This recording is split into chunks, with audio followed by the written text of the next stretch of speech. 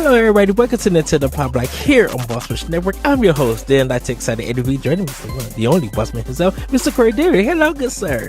Hello, Edward. We're recording in a normal-ish time tonight. Yes.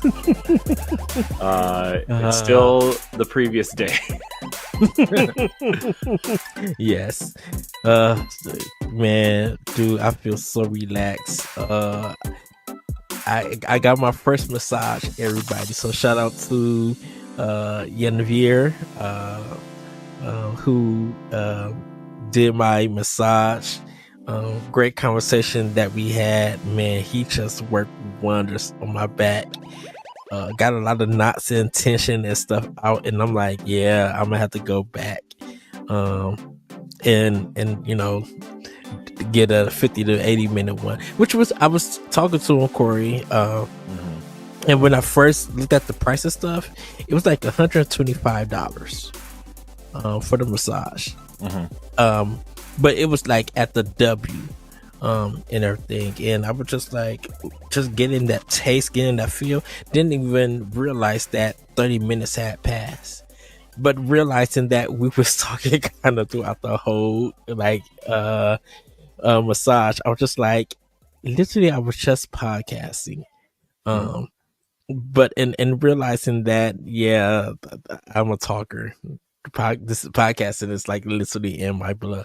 But I'm like, That's a talker. Everybody's shocking. I wasn't like this way, Corey. But yeah, it was just so good. My body feels so relaxed, and some of the tight areas that I had in like my neck and like my lower back just feel like it's melted away. So hopefully I could get another appointment in maybe next month or sometime in the future and just be like, yeah, power drive this body. And I finally got the elbow massage, and that feels so good. I'm like, oh, this feels so good. Like, you can go deeper, you can you can do whatever you want, you know. But really had a great time with them. And I talked to Grayson about it and everything, because you know he's in Chicago and stuff. So I got to talk to him and everything. He's doing great, by the way, everybody. Grayson is on his weightlifting journey, I should say. I'm just like, okay, sir. He's like, I've been in the gym lifting. I'm like, all right now, good. So I think he's trying to go to PAX East. They both are. So hopefully that happens. And I told him, of course, if they make it, I'm like, you know, Boss Rush will be in the building. It's just like, you'll see the tall white guy. That's Corey. We'll see Grayson and be like, Grayson, because, you know, look, everybody, Grayson is a celebrity at PAX. Like, so and I'm like, we get the exclusives. We get to snatch him. Yeah, he's Grayson's popular, as we used to say, effortlessly cool. Yes. So but yeah, it was such an experience, and I was just feels so good, feels so relaxed and calm and everything. But I also got snacks too, so I'll talk that a little bit in Snackendo. How about you, Corey? What's been up? Not much. A lot of working. A lot of work, end of the year stuff. We had our holiday party was early this year because we actually had other team members who don't live in the area in town. Yeah. So we decided to just have our end of the year party now since they were in town. And like a Christmas party? Yeah. Sort of. Wow. Sort of. And so I met a bunch of people who aren't usually in town, and it was cool. So I'll show it in show and tell, but I got, because I don't go to the events, and they do this gift swapping thing at the events. It's like everybody's supposed to bring a gift from their hometown and trade it with someone to like, Yeah. it's just like a thing that they do. They call it a Yankee swap.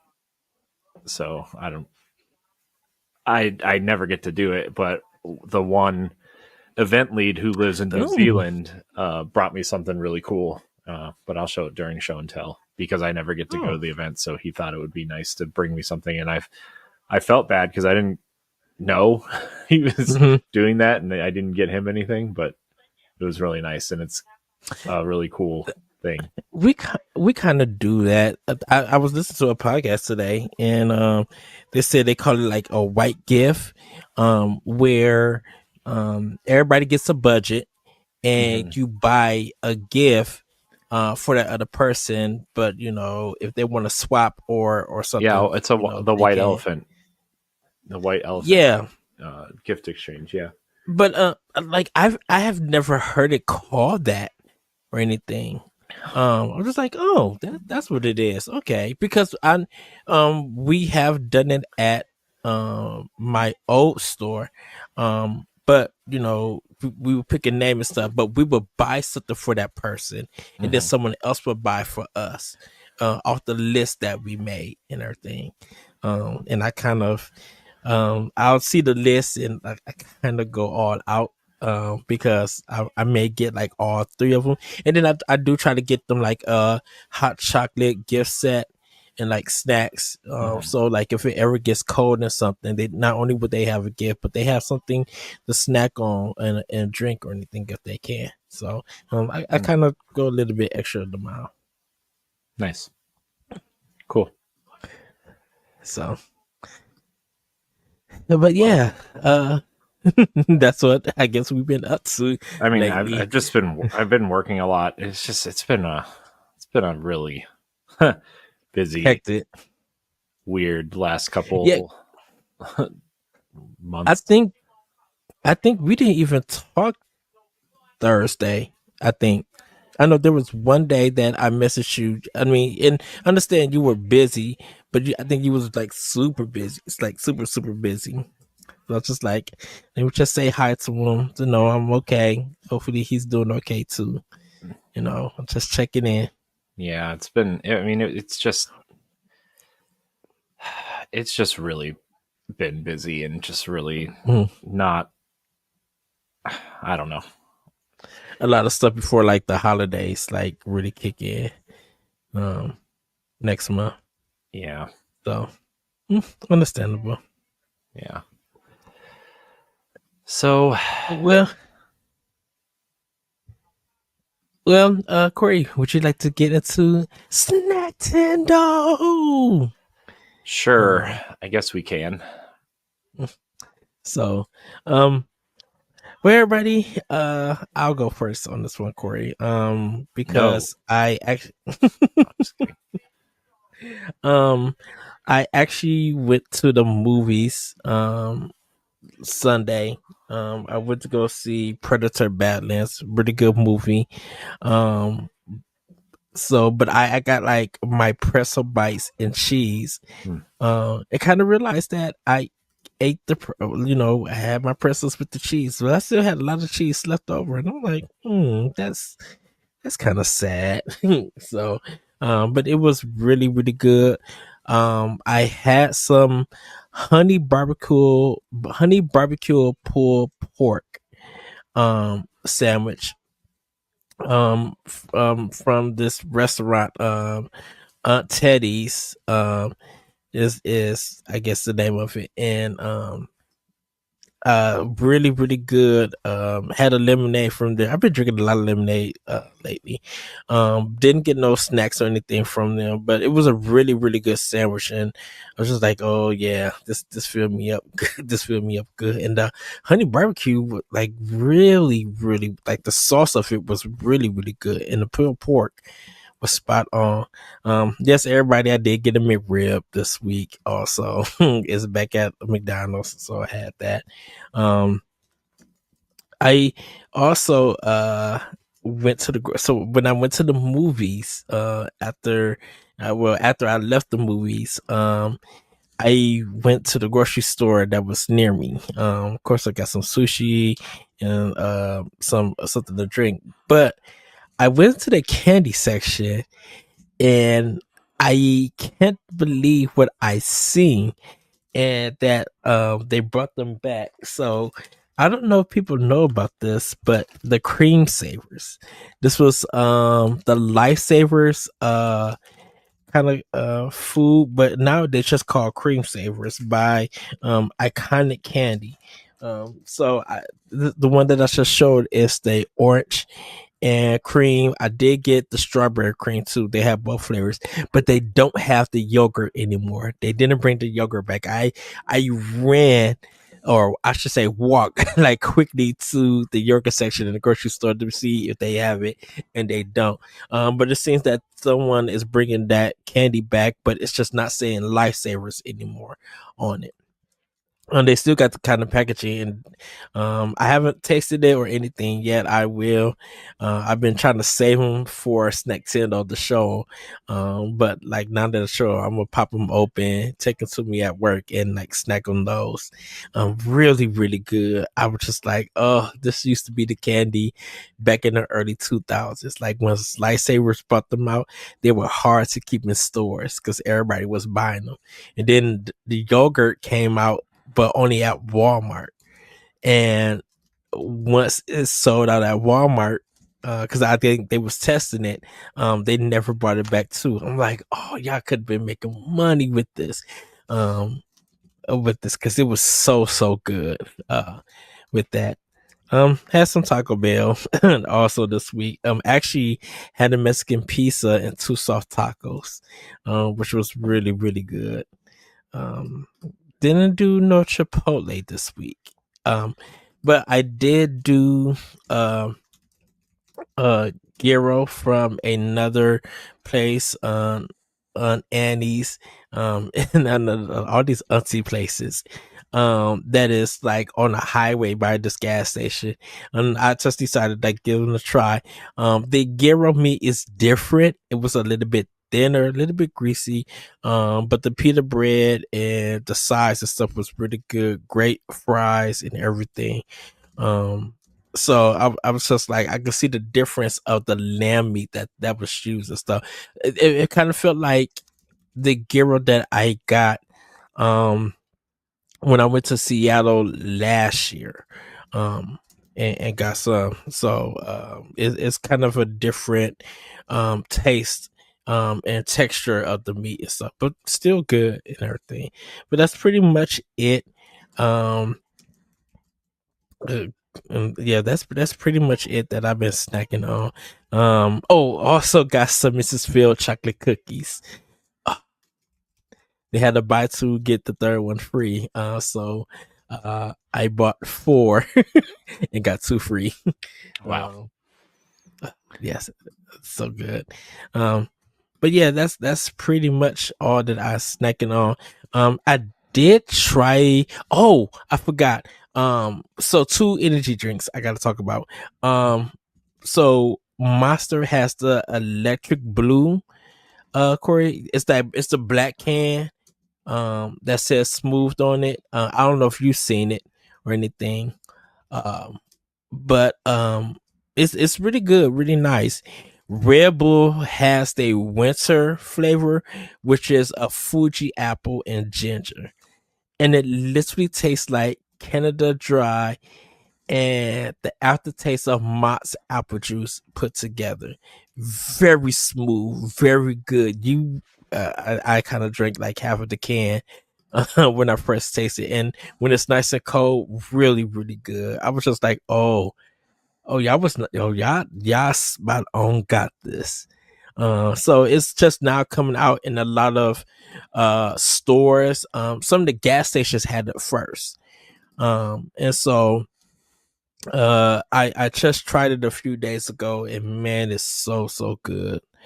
And they do have a sugar free one too, everybody. So they got the regular one and the sugar free one, and I think it's just only in a 12-ounce can right now. It's not in anything else with it.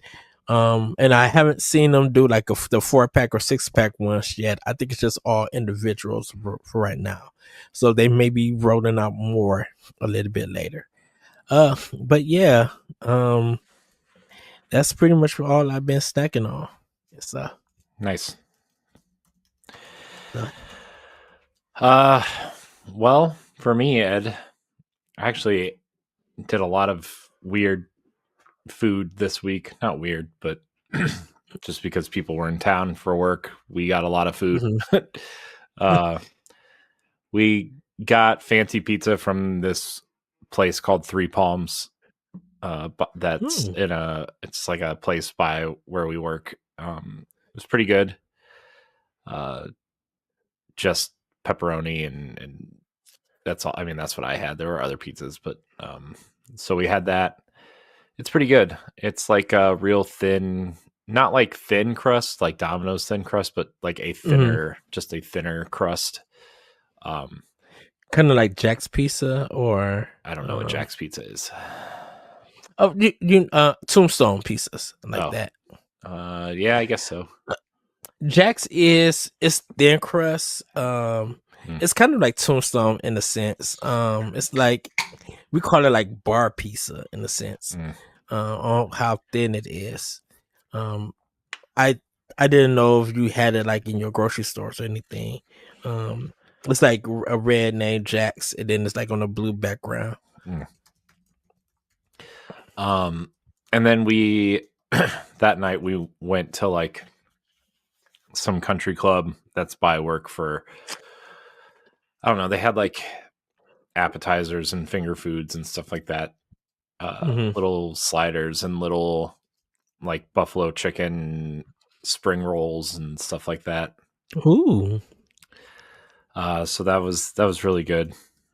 And then the next day we had on Friday they brought in Dave's Cosmic Subs, which um, it's kind of like another sandwich place around Hmm. uh, here. It was pretty Like good, a local sandwich place. sort of. I mean, there's more than one of them, but I don't know how far it spreads. Like, I don't know if it's like a local chain or like a Hmm. regional chain or something. But uh, and then last night we went to a Mexican restaurant called Brio, and Mm. it's not really a Mexican restaurant. It's like modern American Mexican Yeah, style skin. stuff, right? So, Yeah. uh, and I wasn't going to eat. I was just going to stop by and take the team photo. But they had Yeah. ordered a ton of food, so I just had some chicken tacos and before I left. So they were pretty good. Mm. And then tonight we had our Dewey's barbecue pizza, Ooh, and it no, was it yum. was pretty good. Pretty good. No, So no, no, no. I think I ate more in the last 3 days than I have in the last month. It feels like, Ooh, but it's fine. do you feel like that helps you get to sleep outside of No, being of the work tired? Oh. no. It makes me feel gross. Why? It just makes me feel gross. Eating that much and that type of food, that much of that type of food, because I don't do it a whole Mhm. lot. So Yeah, because sometimes you would think like if you eat these other types of food, sometimes it gets to a point of helping you get sleepy and everything, and you be ready to lay down and be just like completely knocked out. I mean, it definitely made me sleepy, but not in the way I wanted to be. Well, So no innocent sleep, I should say. nope. Um, uh, I know Starbucks got which was actually weird. They got their peppermint frappuccinos out, peppermint mocha frappuccinos out for Starbucks, but they actually now got it like where you go to the stores, like in that glass jar and stuff. Hmm. I'm like, oh, you guys got this up, so I bought one of them from Target, just to see how it would taste and everything. But yeah, and then I did get a hot chocolate from Dunkin'. which was really good. But I'm hoping they bring back the white hot chocolate from Dunkin', Mm. because I love their white hot chocolate. Yeah. Mm. Um, I Is, I don't know. I haven't is been that? there. Oh no, I was just gonna ask you. You don't do hot chocolate, do you? Or I don't do hot beverages in general. oh, interesting. No, I just thought because I know you didn't do coffee or anything, but I didn't know if you like um do like hot chocolate if it was offered or anything during Um, like the winter time. Not usually.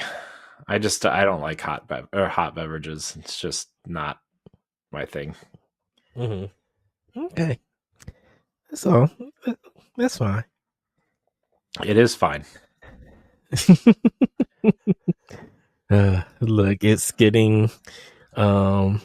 Look, we had snow last week. The weather is like it's getting warmer in some places, but then getting cold at night and stuff. So it's bouncing everywhere.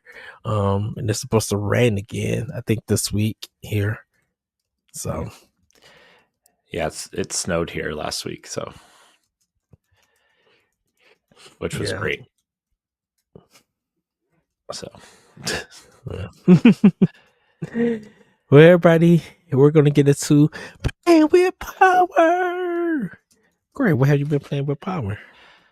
well, the normal stuff with the kids, playing Mario Kart, Mario Party, Ninja Turtles, Power Rangers, Yoshi's Mm-hmm. Crafted World. So we've been playing all those things. I played a little bit more Star Wars Outlaws this week, totally forgetting that Hyrule Yes. Warriors came out. um, so I remembered Hyrule Warriors came out, and I played a couple hours last night. But Star Wars, it says I'm 21 hours in, and I'm still on the first planet because I just keep doing stuff. Which I don't think is how I think I'm supposed to probably be closer to halfway through the game at this point. Corey, that's literally me. Yeah. Side quests and games like that, I just be ready to do it There's too all. many of Like them. I got to upgrade my stuff. exactly. um, but yeah, I really like Star Wars Outlaws.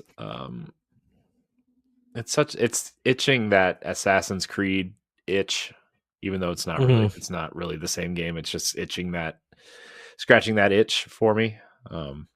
Which will be here like in a couple of weeks. I know that week is very expensive. Exactly. It's Assassin's Creed, it's Marvel's Cosmic Invasion, it's Metroid Prime Metro 4. Prime. There's something else coming out that week. I just found out too. Uh, what was Yeah, it? it's like four games dropping. Octopath Traveler 0 is that Which I week. still haven't started the demo and I need to. Yeah, it's Yeah. that's a busy week, man. There's It's something else about coming out soon after that about too. 250? I don't know, man. It's too much. And then the just to turn around for Final Fantasy and Yeah, Final Final Fantasy Fantasy is it did something else in January. January. Let's see.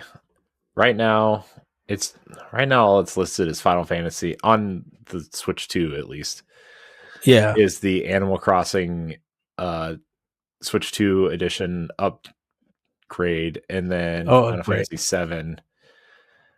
I feel like there's something else coming out then too, though. Well, I know Resident Evil Well, is Mario, in February. Yakuza 3, Dragon Quest 7, Mario Tennis Fever, and the 3 Resident Evil games are all coming out in February. That's And then March is Pokemon Pokopia and Monster yeah. Hunter. So Oh yeah, My Soul Stories 3. yeah, Dang, that's a packed 3 months. I know, man. 4 months. Yeah, that's I mean, we're still not done with yeah. November. We still have Kirby coming out this week. Right. So hope everyone's wallets are open.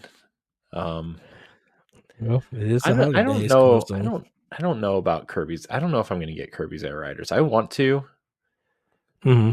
but I don't know if I'm going to play it right away. I don't know. I I'm, pre-ordered the I, physical, so I'll just have it I sit on my mean, shelf. I'm going to get it because I still need to go get Pokemon ZA.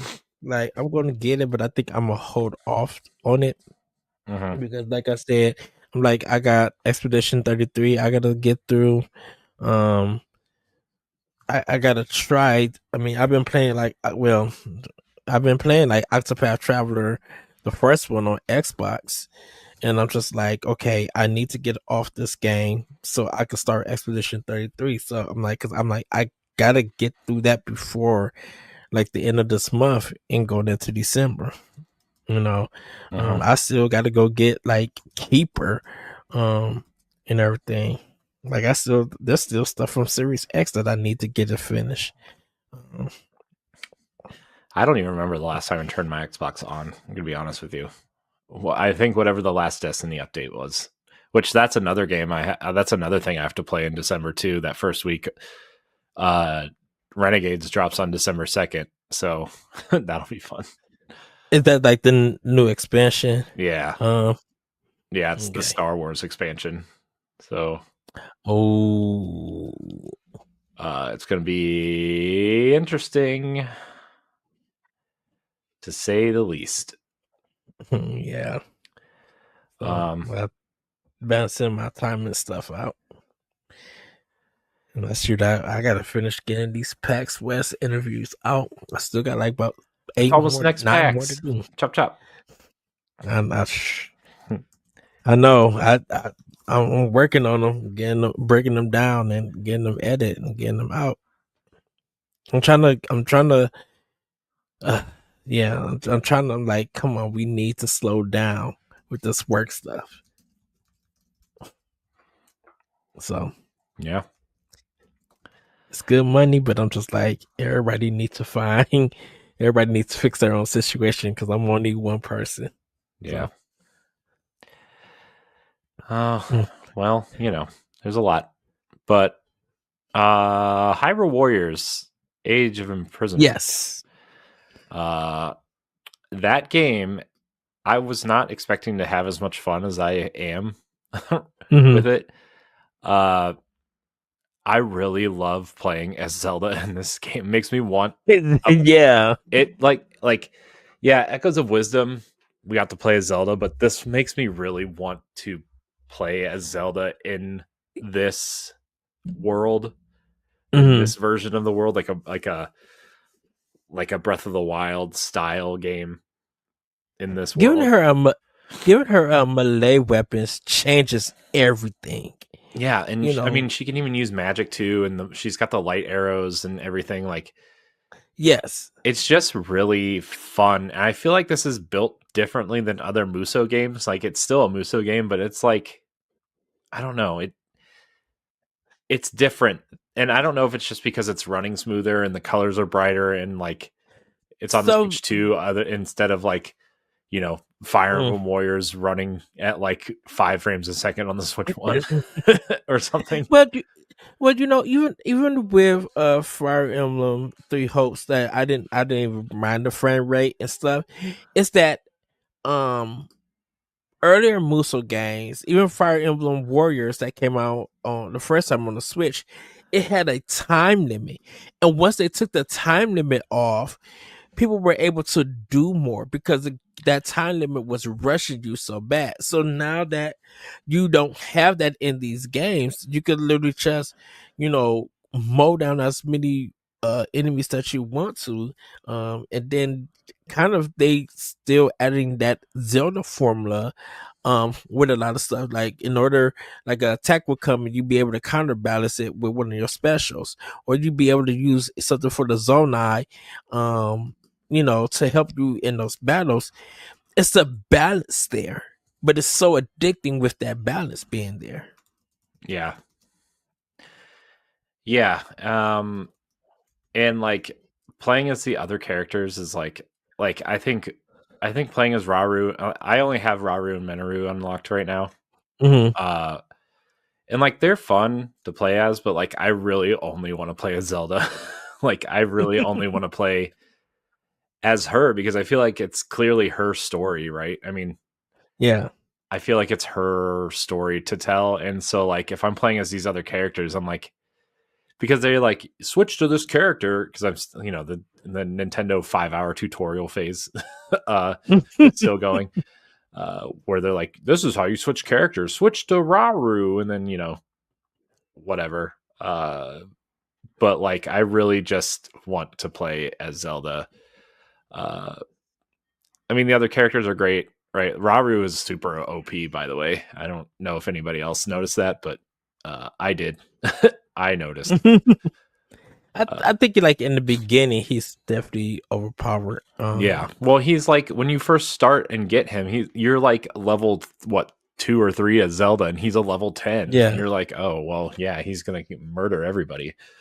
Right. Um, but I like the team tactical kind of like when you press R1, L. L1, L, whatever. Why can't they just have normal names for their buttons? You press L and like you do the team tactical thing, and like each set of characters has their own dynamic kind of cool move that you can do together. Yeah. Uh, the one with Rauru and Zelda where you have to like where they shoot the light out of their hands and you have to like Yeah. steer the light with each stick as each character. That's kind of weird. I wish they Yes. would just shoot the light and not have to steer it. uh, but that's a cool move. I like the counter combos where like if an enemy jumps up in the air, you shoot the arrows as Zelda and it like, shoots them down Yes. out of the air. When they're doing their special moves or whatever, so that's cool. Um Moving in this game is so fun, like the dash, like how fast you run first of all is Yeah. really awesome how fast you run, and then like dashing and dodging out of the way feels really good. Which I'm still trying to time so I could do more of the slow down attacks, like Yeah, the when the they runs I feel like or the furry attacks. the timing for the dodge, for me at least, seems to work better when you are locked on to an enemy. Uh-huh. So you can like, because it'll automatically dodge you around them to the backside Yes. instead of just like off to the side or whatever. Um, so I found that to be pretty uh helpful. But other than that, like I don't know, I'm just having fun in this world, like telling a meaningful story in this world that Zelda's stories always seem to be super vague, and Mhm. Breath of the Wild and Tears of the Kingdom are like the closest things we've gotten to like a really good story in a long time in a Zelda game, and Yes. it's like I don't know. I feel like I'm really engaged in the story, and I think Zelda's her kind of handmaiden while she's there is pretty funny. Like, what's her name, Lelena or something? Yeah. Um, she's kind of funny, and her relationship with Minoru is pretty fun because they're like learning from each other and becoming friends. And And man, I gotta say the voice acting is so top tier in this game, so top notch. It really brings the story alive, Mhm. and it gives it some emotion to it. I'm like, yeah. Yeah, I'm glad they brought back the voice acting from the previous games, right? Like Mhm. Patricia Somerset has set the tone for Zelda at this point, right? So like Yes. her voice is Zelda's voice. And if they like this, at least this version of Zelda, if they recast her, everybody would notice, you know. Oh yeah. So uh yeah, I'm really enjoying Hyrule Warriors quite a bit. It's making me want to go back and play Breath of the Wild and Tears of the Kingdom, which I might, thinking about it. I know there's like 1,000 other games to play right now, but I might go back Your and play that instead. your Thanksgiving games. Uh, so yeah, that's what I've been playing though. Hyrule Warriors is really good. I'm trying to be more on top of playing, at least playing the more recent games to at least talk about on the show that the week they come out at least. So, um, yeah, I don't know. Anyways, that's what I've been playing. Me too. Everybody been playing Zelda: Age of Imprisonment. I'm definitely a little bit more further and stuff, so I can't reveal some of the stuff until like Corey gets to that point. I know some people have already beat it because they mainline the campaign.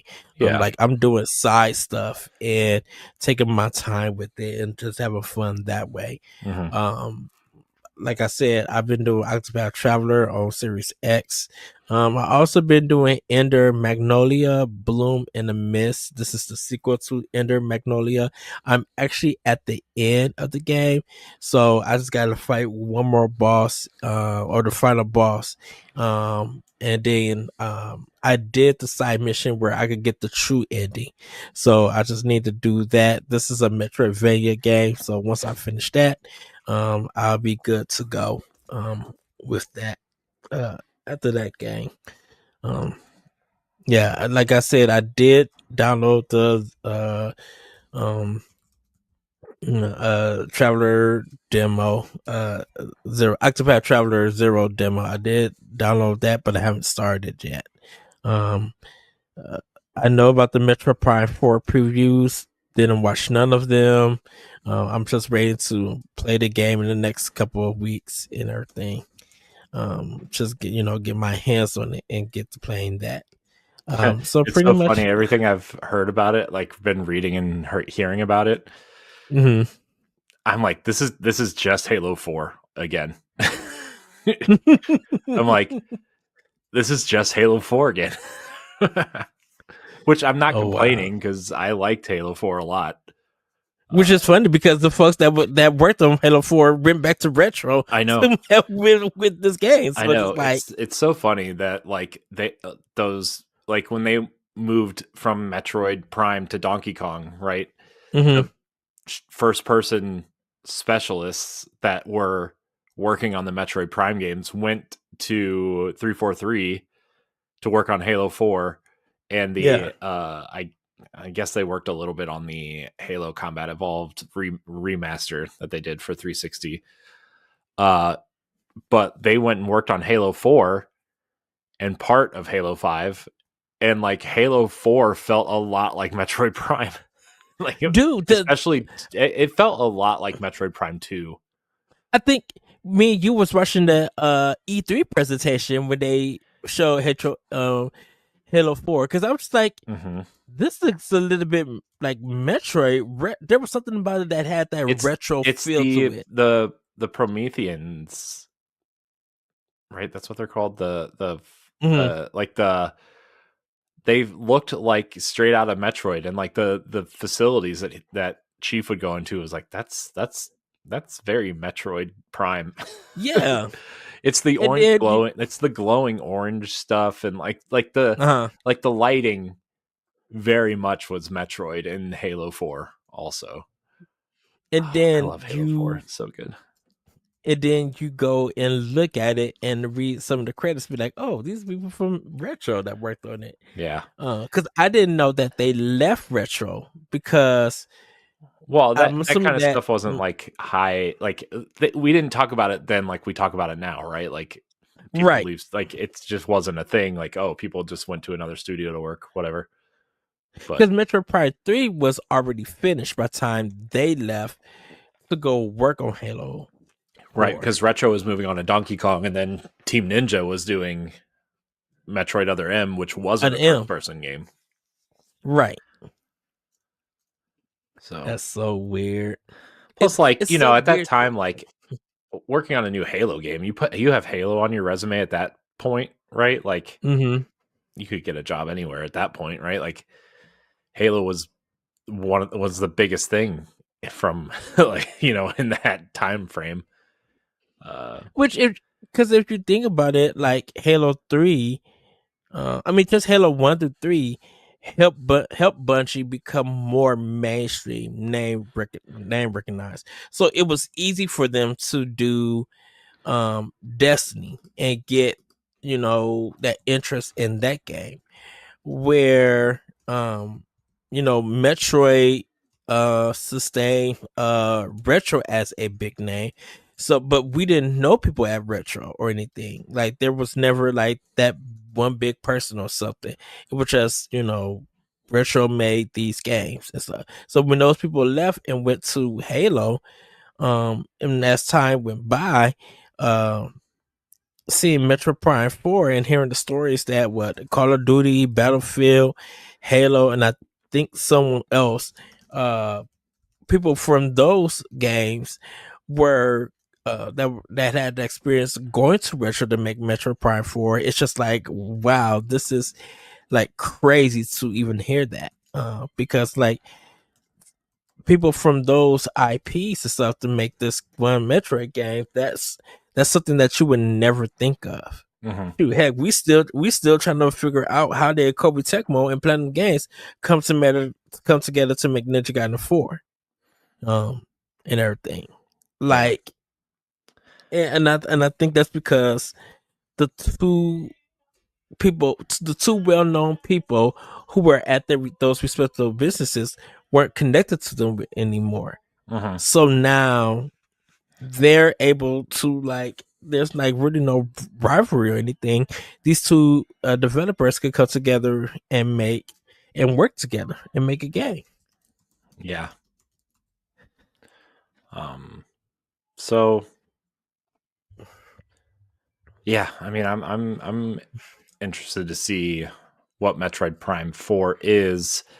The only parts that have me weirded out right now are the motorcycle parts, but whatever. If we get a motorcycle, who cares? I mean, it's just something different. I think to break up. Yeah, but it reminds me of when Arkham Knight added the Batmobile. Oh, good. That's what that it gives me Batmobile vibes from Arkham Knight, and I'm like, I don't know if I want that. LaRon isn't exactly happy either that you have a companion with you, apparently, like a robot companion, which is another like, oh, this is just Halo again, because like instead of Master Chief and Cortana, you're Samus, and I think it's Adam, but I'm not sure. Yeah, I think and I think they said that of course you're gonna have you'll meet other companions stuff. I think he's just only there for the beginning of the game, like to teach you and stuff. He's not. They said, I think Nintendo said or someone said that it may not be for the full game that person is going to be there. I mean, for me, I don't really care. I think it's cool that you have a companion. I think it keeps the world alive. I feel like it keeps like, I don't know. I need them talking during the game to give me story points.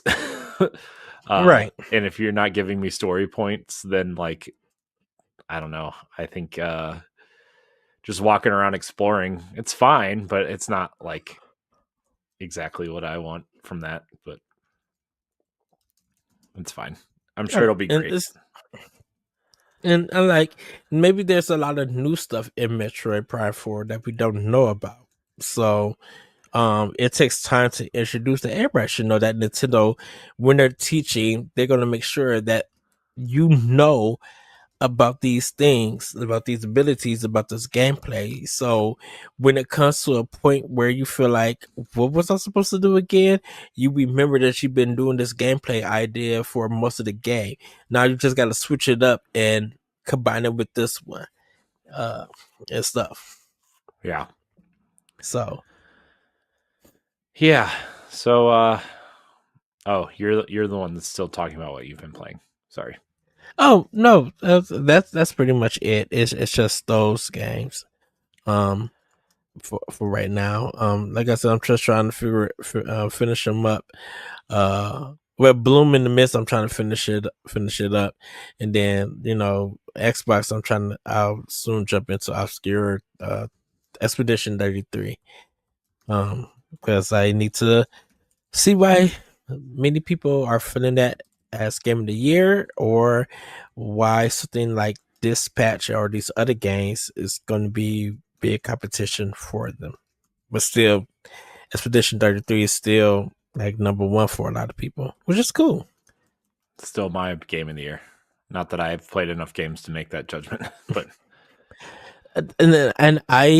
Me and Grayson was talking about that. That I'm just like, I officially, like, if I had to put up some Game of the Year nominations, personally for me, it's gonna be Blade Chimera from Playism and Avowed from Obsidian, I believe.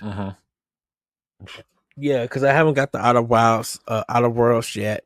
Two, I haven't got that yet. And like Keeper, I haven't got yet. But I'm like, I was having a ball with Avowed, and no disrespect to Mario Kart World or Banjo Kazooie, not Banjo neither. Donkey Kong Bonanza.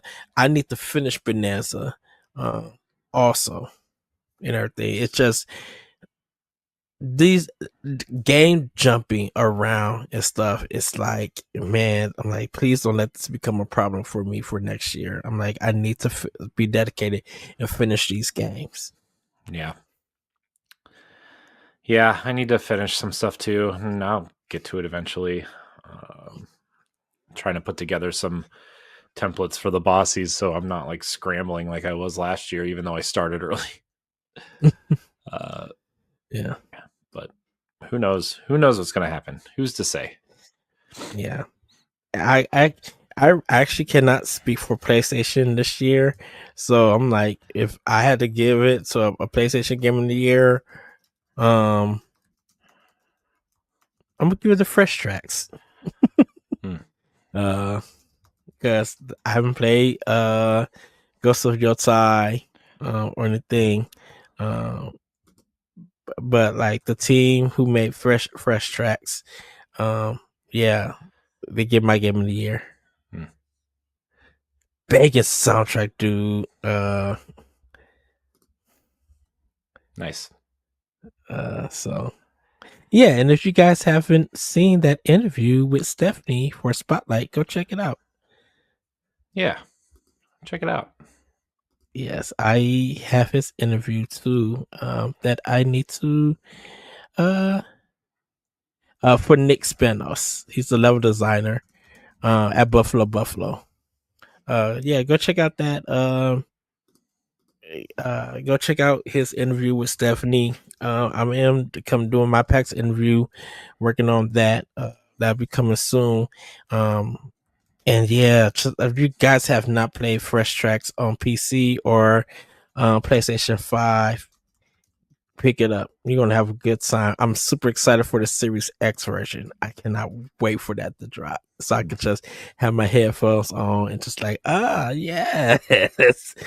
Actually told Nick when I was PAX Corey, I told him, I'm like, I might end up just like crashing everywhere because y'all must going to have me dancing and stuff. He's just like, it happens. Wow. So yeah, my PlayStation 5 Game of the Year is gonna be Buffalo. No disrespect to Ghost of Yotai, I know that's on everyone's list, but yeah, Fresh Tracks is mine. Yeah, well, my PlayStation's gone, so yep, not playing that, I guess. Before we get into the Family news, Ed. We still got show and tell. I know, but I need to ask you what you think about this Steam announcement. Steam hardware. I'm glad that you brought this up because I didn't know how to approach this or like if we are going to discuss this on the show, but I'm glad that you brought this up. So here is my thoughts. I shouldn't say I don't think this is going to be successful because they tried. Val and them has tried a console kind of level, but they're not selling it as the main way to play. They're selling it as a companion. They already said that. Well, yes, but you still are claiming it to be as a console. companion or whatever, you built a box, you made a controller that connects to that box. Primarily, I know you can use a controller for different stuff and you can bring in other controllers and stuff, but you designed it in a way that when you release it, people would get the idea of it being a console and nothing else. So if because everybody was just like, oh, they're getting back into the console space. They're gonna be challenging Nintendo, PlayStation, and Xbox. I'm just like, it's Steam. You already got the library. You pretty much are just going to be just another. It's to me, it's another way of playing games on your computer, on your TV. Mm-hmm. It's still connected to your library. It's just a different way of playing. So, if you don't have a computer or you don't have a Steam Deck, um, but you want to, but you hear these things about Steam and you want to, use its service on your more your kind of TV and stuff, this is another way to play it. The controller looks atrocious. I'm sorry. That controller looks bad. I'm like, why is this thing so wide and so It's supposed to big? I'm mimic. like, It's supposed to mimic the Steam Deck because it's got it. it's wide. Like all the button placements. If you look at the Steam Deck, it Mhm. looks like a Steam Deck without the screen. Is how that Yeah. controller is set up, and I think that's intentional. I mean, I don't think the Steam Deck's controller layout is optimal either, but Hmm. I don't know. It reminds me when people were complaining about the Wii U, how both sticks were above the buttons. uh, uh, I yeah, that controller just looks atrocious. I'm like, y'all got to redesign this, or if I was ever gifted this, I would just use my Pro controller for my Switch and call it a day. Or do like everybody else who use a PC and use the Xbox controller and call it a day. Um, I I'm not wowed by it or anything. I know Nick and Brody talked about it on their podcast, uh, yeah, WSCD and beyond. we're gonna talk about it on the Boss Rush podcast this week too. But Okay. Um, but I just think they're trying another way with the console thing. They failed the first time, or people didn't care about it. I think now because of Steam Deck being popular, and I know people have been calling it the Gabe Cube. I'm like, really? Um. did you like that meme I sent you earlier today? Oh. With the yeah. It was the Marvel meme. They cut an Mhm. Xbox Series X in half. Gabe thought we wouldn't notice, but we did. I was just, dude. I looked at it. And I'm just like, wait. I'm like, no, this thing has got to be a little bit smaller. It's like cutting It's the. funny. Yeah, It I looks. was I just mean, it like, looks more wow. like a GameCube than a Series X, right? Series Like, X cut in half. It's just like the Series X is a tower. This is a big boy. yeah. It just. Yeah. I don't know, man. I thought it was. I thought it was funny. Um. So And they said, did they say how they're going to be selling it? It's not in the stores, or did you have to order it from Valve? I wonder. I think you have to order it through Valve. Okay, so they can control their inventory. Yeah, because I mean, and which they should, because they're a private company. They should, right? They're not. I mean, that's why they can do stuff like this, and why they can turn this Yeah. around faster than. Oh gosh, faster than Xbox ever could. I already know someone's going to get that and just um hack that thing to high heaven. It's an open system. You can already. It's made to be. It's made to do that. So it's. Somebody was, oh, I already know they're gonna turn that mug into a GameCube already. I mean, yeah, a lot of people have turned their Steam Decks into a portable GameCube.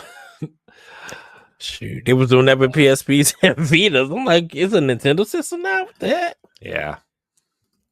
Look, it's fine, right? I don't care. I'm interested to see. I mean, in my opinion, this is going to kill the Xbox if they market it right, because this is exactly what Xbox has been trying to do for years, and they turn around and do it in what, 6 months. I So mean, it's but it's still like a cloud based system. no, it's a console. It comes in 512 gigabytes, 1 terabyte, and 2 terabyte versions. It's a full on box that you can buy. So so it's a digital box that you can actually purchase games and it downloads to your system Mm-hmm. to play. Okay, you don't need cloud or anything to stream it or Nope. stuff. You could just like okay, but they said it's gonna be only at 4K 60. So I mean, that's what most people want. So, I mean, I don't care. That's good enough for me. It's not gonna. I mean, here's the thing, though. It's like mhm. it's still one of those consoles where like it's got to be verified, and like, will Destiny run on it? Like, that's my big thing. Is that's why I still have like that's why I haven't bought a handheld PC yet. Like, that's Mhm. why I'm like trying to look at what PlayStation's doing and stuff like that. It's like, what are, like, like, will it play these games? Will it play multiplayer games? Like, because certain games won't run on Steam Deck because of the cheat engine stuff, and like because of the Yeah, way they're like the things they have implemented for cheating in those games, like they just won't run. Uh, I don't know. yeah. I I'm not wild by it. It's just like okay, they made a box. Yeah, I mean, I'm not like saying it's going to kill the consoles or anything, but like Oh no. I think if anybody's going to get knocked out, it's going to be Microsoft, because this is exactly what Microsoft is doing. Exactly what Microsoft is doing. Yeah. But Microsoft hasn't their messaging is bad. They've been teasing this for like a year and a half. Steam doesn't say anything, and they're just like, "Well, we're going to release a box that works with your Steam Deck and your Steam library. More ways to play your Steam games if you want. If you don't want it, oh well." And they But released that but headset too. oh good googity moogity. But I think Microsoft and Steam are just like two different levels in a sense. Where Valve is really written and really is a digital slash software company where they have a digital service to sell other games, but they also make their software. And Valve is more known for their digital storefront than they are for their games. Y'all could come at me with Half Life, but I bet you when we brought up Steam, you would talk more about their store than you would talk about Half Life. Mm-hmm. uh Microsoft, because they have multiple businesses and everything, it's mainly they started out as PC and expanded. They are a operating system slash software company. um and so they're like, in a sense, if you think about it, they're like the Unreal Engine for PC in a sense. Mm-hmm. Um, I mean, Apple is too, but Apple is kind of more Nintendo-ish, where they have their own OS and stuff. And uh, I think lately or recently they just played nice with Microsoft to get Windows and stuff on their operating system Mm-hmm. and everything. Where now Microsoft is just like, we'll go with anywhere. If you would have us, if you would take us, we'll go where you need us to go, so that your stuff can run, Mm-hmm. whatever. You know, when Yeah. it comes to Steam, people probably play Steam on Microsoft's operating system if they got a computer. Yeah, but You I know. think with Steam's new OS, people are more inclined to run through there.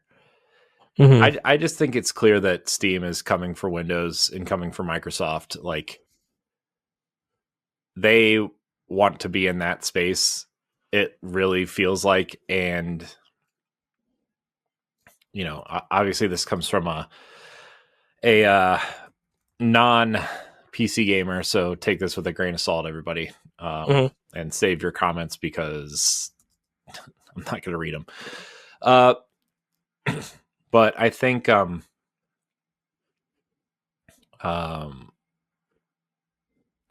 think Steam wants to play in that space where Microsoft wants to be and has been, right? Like they want they want a gaming centric operating system with Steam OS, right?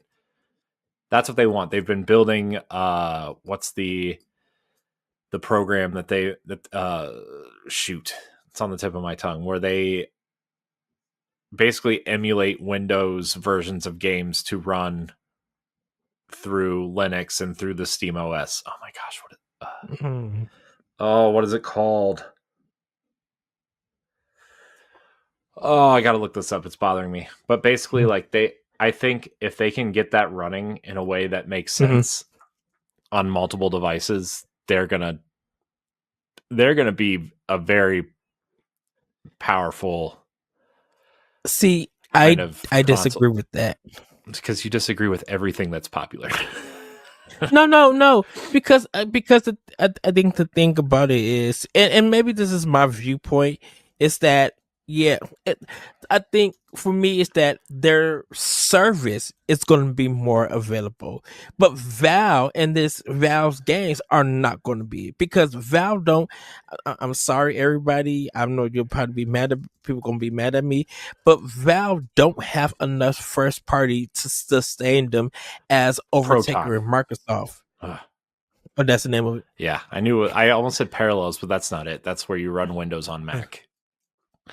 Okay.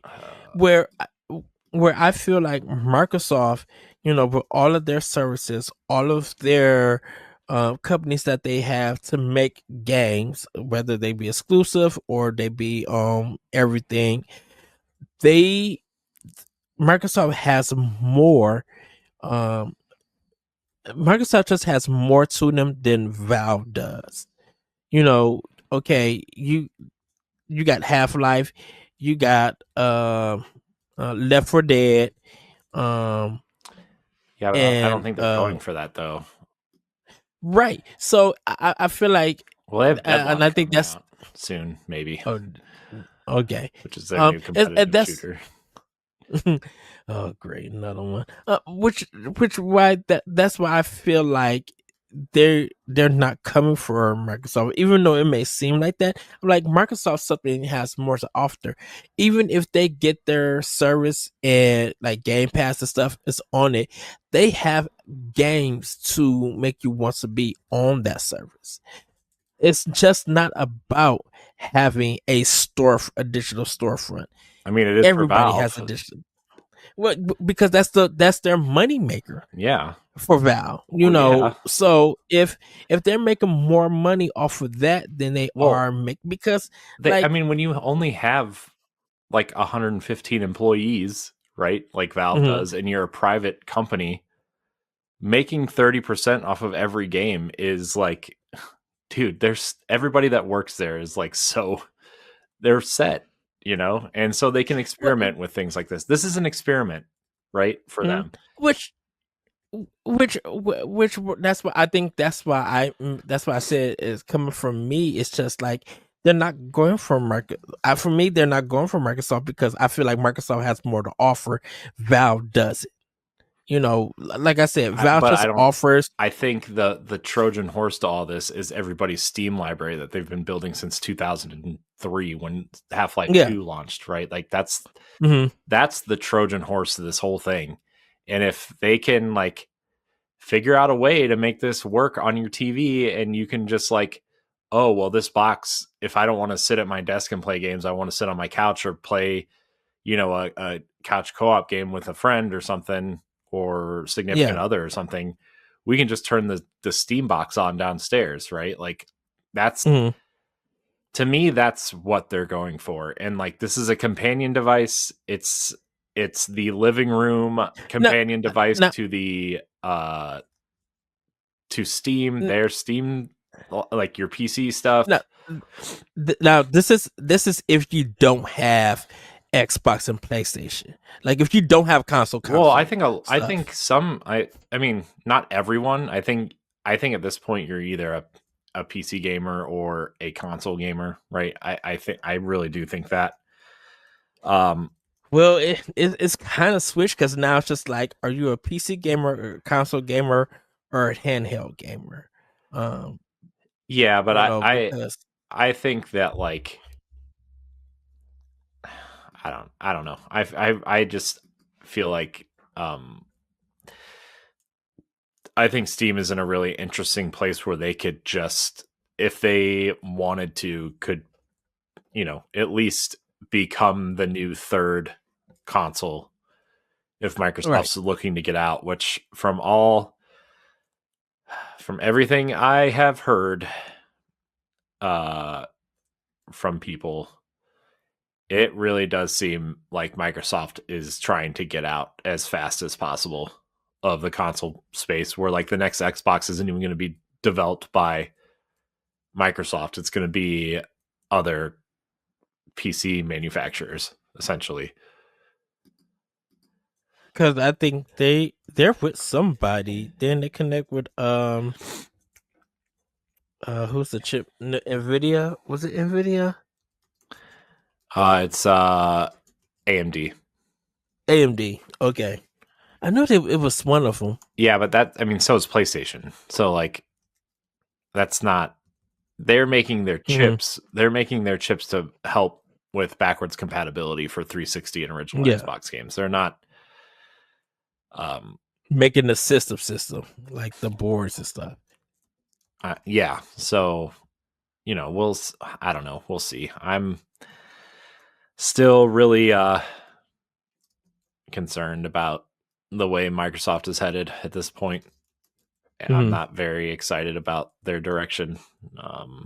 As someone, especially as someone who like really enjoys the Xbox ecosystem. I mean, I am quite concerned about it. And and I don't think like Nintendo is worried about any of this, because um it it's funny that you think of Steam, they want everybody really wants to go at the Xbox. I'm like, but PlayStation is part of this conversation too, because I'm like, they don't do all the stuff that Microsoft or Steam does, but I'm like, they got first party games on PC, and everything, and they are a powerful, first party company. I'm like, don't forget, like PlayStation 4 helped put Sony into the number one spot before um Nintendo kind of took over that number one spot. And people could argue that if they, and say that I'm wrong, but I'm like, people want more Switch versions of games, and they don't care if they got a downgrade or not. If it's on the physical cart and it's good to play and it works, they will buy it on Switch than they will on PlayStation. Yeah, Look at limited runs business. yeah. Um, but I'm like, with the Steam box, I'm like, I think it's more of them trying to get into this space of gaming, and give another option to people. Well, they're And I'm already like, in the space of gaming. That's well, their whole yeah, model. but I'm talking about a space of having a box under your TV or Yeah, in I your know. home, connected. But I'm like, they failed at that before, Yeah, so but that's why I'm just again, not where the environment is different at this point. right. Right, and so I kind of feel like, well, in a sense that it's I won't say it's backwards or anything, but they kind of feel like if we could deliver the same experience as these other places, and for our PC community, if they want to play on a bigger, on a TV screen, and not have to buy a certain kind of monitor or keep buying different graphic cards to play these games and stuff, we have a simple machine. We're trying this again, because the first attempt didn't work, and that's because PC and console was still divided.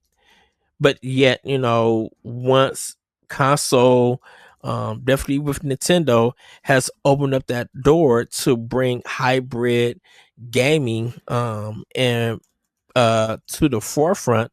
And we stepped in that area and tried it out. It's been a success for us. With that success, now we could try to see that, okay, let's see if we could bring the console idea back and see if that's going to bring us success also. This time we're going to control it. We're going to make it more affordable. I think it's for like, assuming it's like $400 depending. And so if we could get that, and we get even 1 million or 2 million in the homes, then that might be a success to us. Mm-hmm.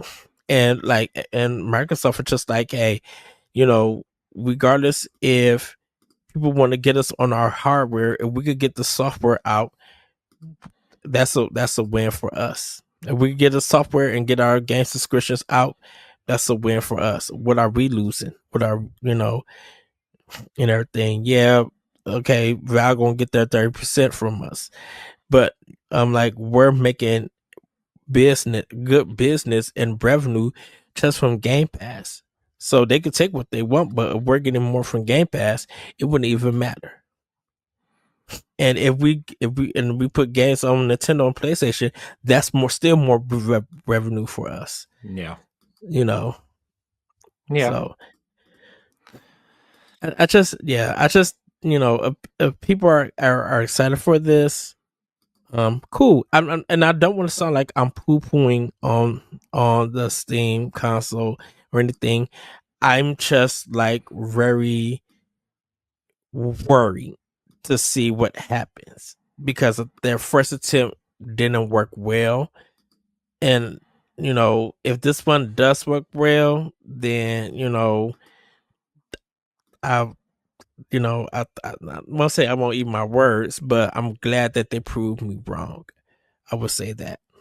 But I'm not wild by it or anything. I'm just like, you guys tried this before, and I don't know if it's going to be successful or anything, because you got all these other avenues for the people in your community who are using your products to play games. Yeah, I will say though, even like they are striking at the time where like basically their only other major PC gaming competitor at this point in Microsoft, which is hardly a competitor, but you know what I mean. Yes. They have totally, almost, I would say 80% alienated their fan base in the Xbox. Right. And so like, for those who are looking for an alternative, it's going to be either this or a PlayStation.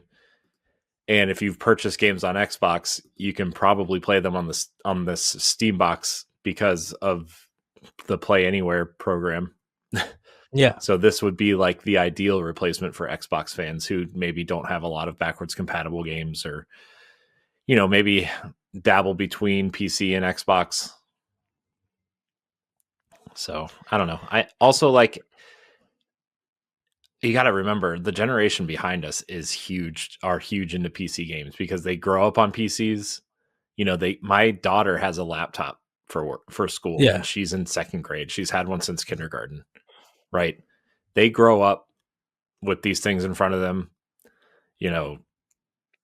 It's just, they're looking to future proof themselves, and we are not the future. Unfortunately, we are aging out of their core demographic. Yeah. And so, yeah, I don't know, man. This is why I like Nintendo, because it's like I feel safe here. Agree with you. Well, it's just, I just want to see how everything plays out next year. I personally, for me, I haven't given up on Xbox. The same way I haven't given up on Sony. I haven't given up on. Go ahead. Sorry, I didn't mean to interrupt you. Sorry. Oh, I was just saying that there's a lot of, when it comes to gaming, I try my best not to give up on certain companies. The only like, yes, my history with 360. I never owned that system, but I played it and I have my opinions. With Xbox One, Series X, Xbox One X, for when it came to next gen gaming, I went there. I had nothing against PlayStation 4, but I'm like, that controller started hurting my hands with some of the games and stuff.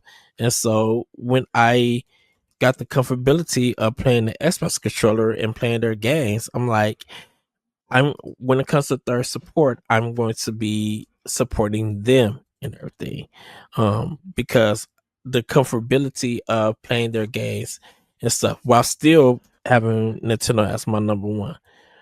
That doesn't mean that Sony didn't bring out any bangers, because Sony did bring out bangers for PlayStation 4 that I definitely enjoy. That I would be like, I admit this is game of the year for me and stuff over Nintendo stuff.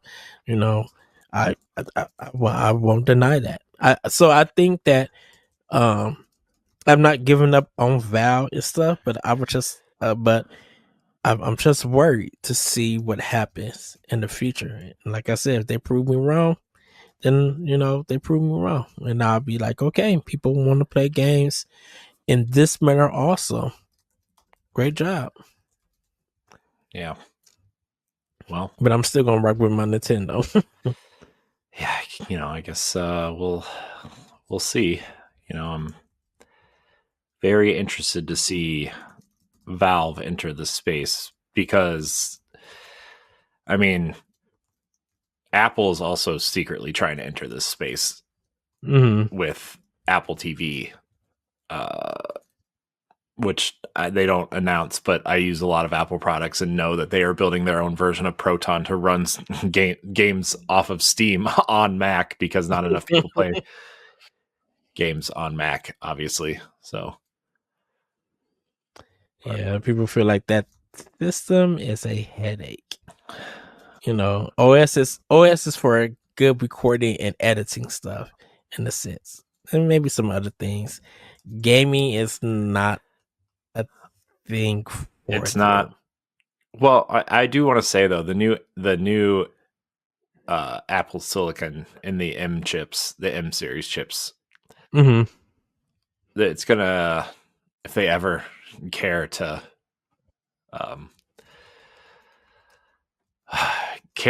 like tell people, actually very good for gaming, especially the M2s and up. I think they're on M5 now, but like the they were running Cyberpunk on an M3 and it was running at like 120 frames a second at 4K. Oh, nice. And like full PC specs and whatever you want to call it. But yeah, I don't know, man. Capcom is also porting games to Mac OS. I think Resident Evil 4 remake is on there. So I don't know. Doesn't matter. I'm never going to play games on Mac anyway. Which I think, sorry, everybody, side tangent, Corey, with this. Capcom, I don't know what's going on with them, but they're doing a Square Enix where they just, when they announced Resident Evil Requiem for Nintendo Switch 2, most of the focus for that game has been for Switch 2. That's insane. Well, I don't know if you've seen Madden commercials lately. All of the Madden commercials are Switch 2 commercials. Really? Yeah. Every single Madden commercial I've seen in the last month and a half, watching like, Thursday Night Football on Amazon, or, even Browns games on Sundays. Maybe that's why. They're all Nintendo Switch 2 commercials. I thought they would be going hard on Xbox. Mm-mm. They're all Switch 2 commercials, man. The FIFA commercials are Switch 2 commercials, or the FC 26 6. Yeah, are all Switch commercials too. That's interesting. Yeah.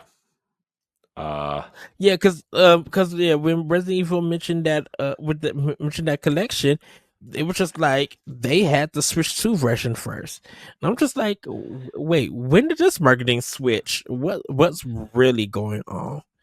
Nintendo's going hard to make sure people know. I feel like a lot of companies that Microsoft used to go after for marketing things Yeah. Nintendo's kind of picking up the slack for that because Microsoft used to like Madden was Xbox. Like Xbox th- used to bundle Madden yeah. with their Xboxes. Like they were the marketing. When, when Uh, you would, if you looked at a Toys R Us ad back in the early days, like even during the 360, they were always marketing Madden for 360. There was always a limited edition console 360 for the next Madden. mm-hmm. So Yeah, the reason I mentioned the Square Enix thing because like when Square Enix started releasing stuff on Switch and they were making like buku numbers in sales, Square Enix started going hard on Nintendo Switch. yeah. So it's just like, ooh, what's really yeah. I'm like with Workroom, I would thought they would do more of like PlayStation because that was where like kind of like the fresh showing and everything. And I was like, oh no, yeah. I was just like, no, we need to make sure that y'all know that even though this game is coming out, it needs to be y'all need to know that we're supporting the Switch 2 version. So Mm-hmm. if you don't think it's gonna run good, trust us. We're getting to work it, make it getting it to work well. And I did a story about them like a couple of weeks ago. They were just like, yeah, our development team, our engineering team, they are working hard to make sure that they get that mug right on Switch 2. I'm Mm-hmm. like, okay. Yeah.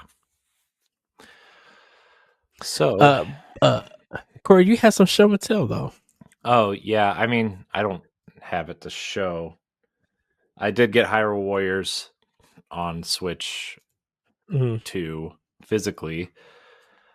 Uh I also got I forgot that I ordered these, but I got the Metroid amiibo. I still need to get mine. I still need to Um buy them. I didn't really want them.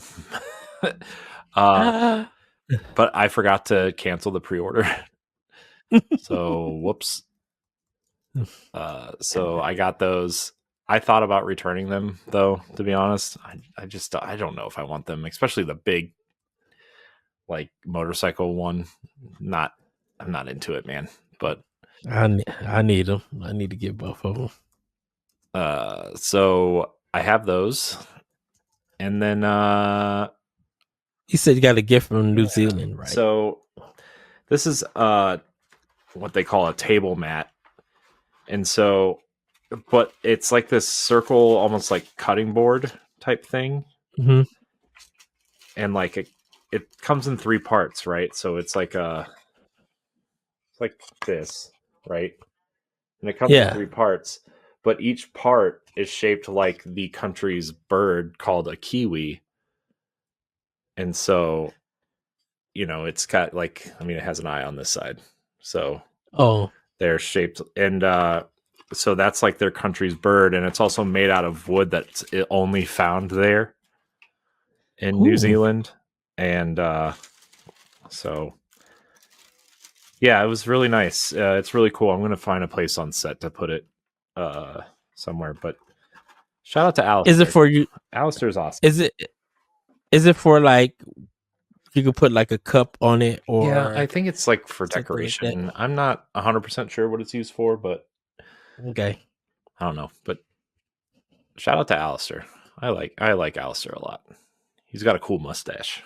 He's got like one of those mustaches that kind of like sticks out like this. I'm shocked that he flew all the way from New Zealand to here. Well, he was at an event. He's one of our event leads Oh, for okay. certain topic areas, and so he was already here for an event, and so Okay. he just, we decided that's why we decided to have it early, because everybody was like in town, sort of. Okay. He was in Atlanta for an event called KubeCon, which is like a cloud event. Oh, So okay. yeah, that was really Well, I have a feeling like it's cool. well, I I have a feeling like you're gonna go to an event, like a gaming event or something, like a retro event or something. And one of your teammates or work friends, or not work friends, Well, they're or going to someone who works for the company. we're going to CES for work. Jelly. I mean, I'm I'm not, but super jelly. work is. It was just funny. There'll be a CES and you go into PAX. Yeah, which look, If fine, if Um, which I understand. CES is more for developers and stuff, and more talks and stuff. Consumer electronics, yeah, So yeah, and they're going for. I mean, a lot of these tech companies are gonna. I know AI is the scary word around here, but a lot of these companies are going to start seeing how they can use AI to be more efficient. And so we're going to go cover the AI stuff there for work, I think is what we're doing. You be at home, man. I mean, manning the ship. dude, I would love to go to CES, but there's too much to do. And I don't have a team. I only have me. So, Yeah, CES is not my thing. I love reading about CES, but it just wasn't something for me. Yeah. Anything, Yeah. Yeah. I don't know. We'll see. We'll see if I go or not. I would love to. I think it would be good for multiple reasons to go, but especially good for networking purposes and stuff. Yeah, in a sense. Yeah, but we shall see.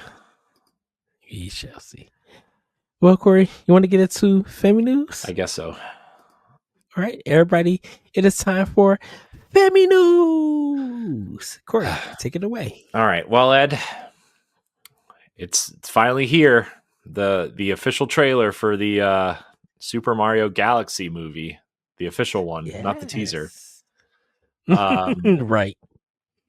Nintendo revealed the first official trailer for the Super Mario Galaxy movie, which is set to release in April 2026. Miyamoto introduced the direct and then handed the presentation over to Chris Meledandri at Illumination, and also Jack Black showed up. In this follow-up to the Super Mario Brothers movie, the Mario crew heads to space, and with the two new characters added to the roster, new voice actors joining as well. Brie Larson will voice Rosalina, while Benny Safdie will voice Bowser Jr. There weren't any additional details at the moment, but there are definitely a lot of pieces of different Mario games in here. Not just Galaxy. Yeah, Sunshine. I mean, not just Sunshine. That Bowser Jr. is literally the first boss you fight in Mario Wonder. When he turns purple with the mask. Well, the reason I say Sunshine is because when he had the mask on, he had the mask on in Sunshine. I think that's when the first time we seen him, because he was doing all the drawings and stuff, and everything. And so, because he was the fake. Spoiler alert, everybody! He was the fake water Mario. Yes, fake spoilers. Spoilers for this 22-year-old video game. Still love that game. So seeing him with that mask on made me think of Sunshine first.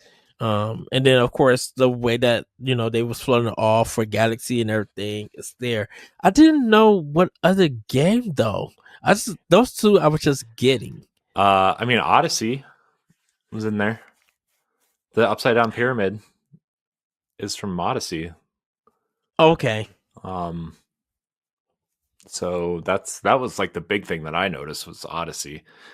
Odyssey. Bowser Jr. is cool. I've really grown fond of Rosalina over the past few years.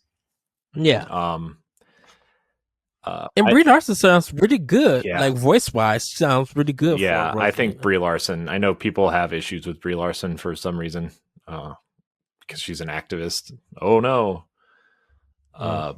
But I think that was really good casting for Rosalina.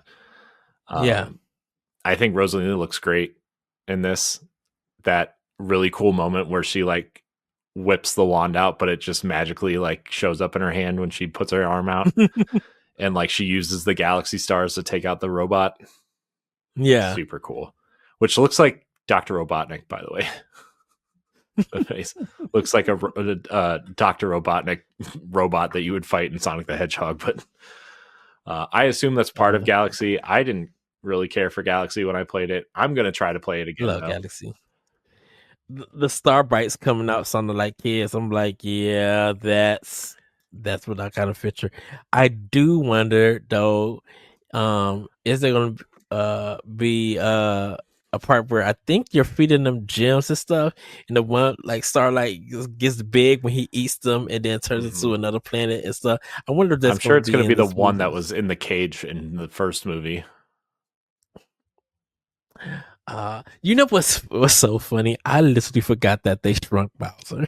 Yeah, I did too. I was just like, did they do? I'm like, oh wow, It's been a I was long like, time since I've seen the Super Mario Brothers movie though. mm-hmm. I kind of want to go back and But it's watch so it, but good. I didn't like it when I watched it. I loved it. I fell out laughing, and maybe because I got to see it in a theater before it came to like Blu-ray and stuff. But man, yeah, I love that movie. It's so good. Yeah, I mean, my kids like it, so I mean, it's cool, but I don't know. I just wasn't into it when I watched it, but maybe I just need to watch it again. Mm-hmm. Sometimes it takes me 2 or 3 times to, you know, see if I like something. K-pop Demon Hunters. Nope, I liked that the first time I watched it. Okay, So it's a rare occasion. yeah, Such a good movie still. it is. It's a very good movie. We love that movie. I started working on my Zoe for just to complete the set. You didn't finish her, did you? What? The one that you? I did the Mira one. I did. I just haven't posted it online yet. Okay. I sent it to you. I think the finished one. Maybe I didn't. No, you didn't. You sent me. I think her hair was still being done at that point. Okay. Well, I'll send you the finished one later. Okay. I need to post it to social media anyway. I don't What need did to, you do but with I want this? to. What did you do with the Zelda one though? It's in my notebook. I'm gonna do some more Zelda ones. I need that. Okay, I will give it to AI for this one. When you sent it to me generated, I was just like, okay, no shade, realty. I love this. I mean, it did like it did that was exactly what it did. It was like a perfect generated one. yeah. I'm just like, okay, this is T. This is T. I would give that, but Corey, I'm willing to send you money to get that framed and sent to me. I don't know what the price would be. I know, but you're asking the wrong person. I don't know. It goes in a sleeve in a notebook and then probably doesn't get looked at for 10 years. Corey, but you could be making a profit of this. Could I? Oh, man, somebody gonna pay me for those colored pencils I bought that were almost $80 for 75 of them.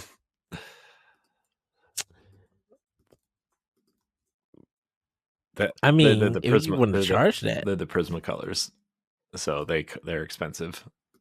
That's why they cost so much. Okay. Is it how much was the brown paper? I mean that notebook was like $10. Oh, okay. It's not, the brown paper isn't expensive, but it does make make the colors pop though. Yes, I would agree. I'm assuming that you have to buy that at an art supply store. What? Because I don't think the brown paper. I don't see that. I bought this one on Amazon, so I don't know. I buy everything on Amazon. I don't have time to go to the store. Okay. I don't have time to interact with people, Ed. I mean, that's what I said. I was just like, Corey, you name your price, you frame it, and I will. It's just like, how do you want this? How do you want these coins? I mean, I don't know. Before you throw it on eBay, and everybody be like, "I would pay $500 for that." Like, I don't think people will pay $500 for a Zelda drawing. Maybe 500 years from now, when it's buried in the dirt and somebody finds it for a museum or something. I wonder what the robots will use as currency by then. Probably, good greedy they'll movie. probably carve coins out of our human bones and start using it because we'll all be gone. That depends if they don't fall over like the robot that was in Russia. They revealed it. He took 5 steps and fell all the way down on the floor. I'm just like, yeah, this is not about to happen at any all. Anywho, Nintendo Pow Block. Yeah. Anyways, but I think I'm going to draw Rosalina next after this. Just because of this movie. I'm going to do the movie version. I still want you to do Shaz though. Like, I mean, there's time. Maybe. Because I know you said you want to do Fire Emblem. That's like, but you got to do an Icon Queen Shaz. If not her, or do you want to wait to the next Fire Emblem come out? I don't know. You are the artist. Everything is in your hands. I believe and trust you. I'm gonna leave it at that. Okay. Corey. What? I don't know, man. I just have gotten really back into drawing lately, and that's super cool. Trying to be more productive with my free time instead of wasting it away. Just Are you listening to any music or anything, like headphones? No. Or just music? Just full on. Well, I don't know if you do, like, when you do your artwork, if you do music or if you do podcasts or anything, if you're listening to something, or is it just, your ideas and creativity and technique and stuff, and you're just working? I mean, I'm just kind of working on it. Sometimes I have like a football game on in the background or something, or like sometimes I have terrible movies on in the background, but other than that. So you do have something audio related, just not sometimes like that. Yeah. Okay. Something that's on in the background, but I'm not really paying attention to. Decision. Okay. But yeah, I don't know. Best way to listen to it. Sometimes it's the best way for like me to listen to an album. Like if I'm drawing, just having fun, and listening to some unknown album is the best way. It's kind of relaxing and therapeutic in a sense. Well, shall we move on to our next story here? Yes. Okie dokie. Where is the doc? There it is. Our next story. Ed. Game key card. Yes. Pokémon Pokopia. That name it's not good. Is releasing on a game key card. In a surprising reveal, Nintendo showcased a new trailer demonstrating how game key cards work on the Switch 2. They used Pokémon Pokopia as an example, confirming that the Pokemon Company's first game key card release, and Nintendo is publishing it with no new details about the game. About the game released, we can only assume it will be substantial in terms of data. We'll have to wait for the next Pokemon Direct to learn more. I wonder if so. I was thinking about this, right? Koei Tecmo's developing this. That's one company. Yeah, it's the Dragon Quest Builders team. Pat told me that. I'm like, oh really? Oh yeah. Then yeah. So there's that. The Pokemon Company gets a cut because it's Pokemon. Mm-hmm. Game Freak and Nintendo each get a cut because they own Pokemon, or they both own part of the Pokemon company. And Yes. Nintendo's publishing it, so they get their 30% cut. So like, and if these cartridges are expensive as companies are saying they are, where's the profit, you know? So like, Mm-hmm. to me, this is because there's 4 companies involved in this game, plus any contractors and side developers and whatever.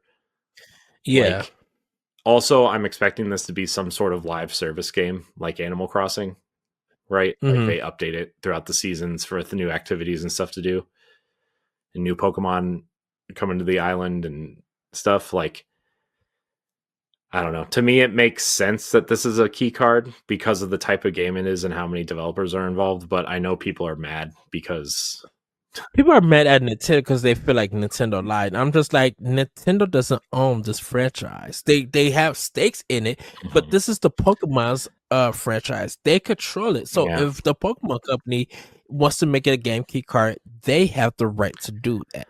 Nintendo's only publishing it. yeah. So I mean, to me, it's like if only Nintendo was involved, uh, like with Hyrule Warriors, right? Koei Tecmo developed it. Hmm. Omega Force, that's the team that developed it, right?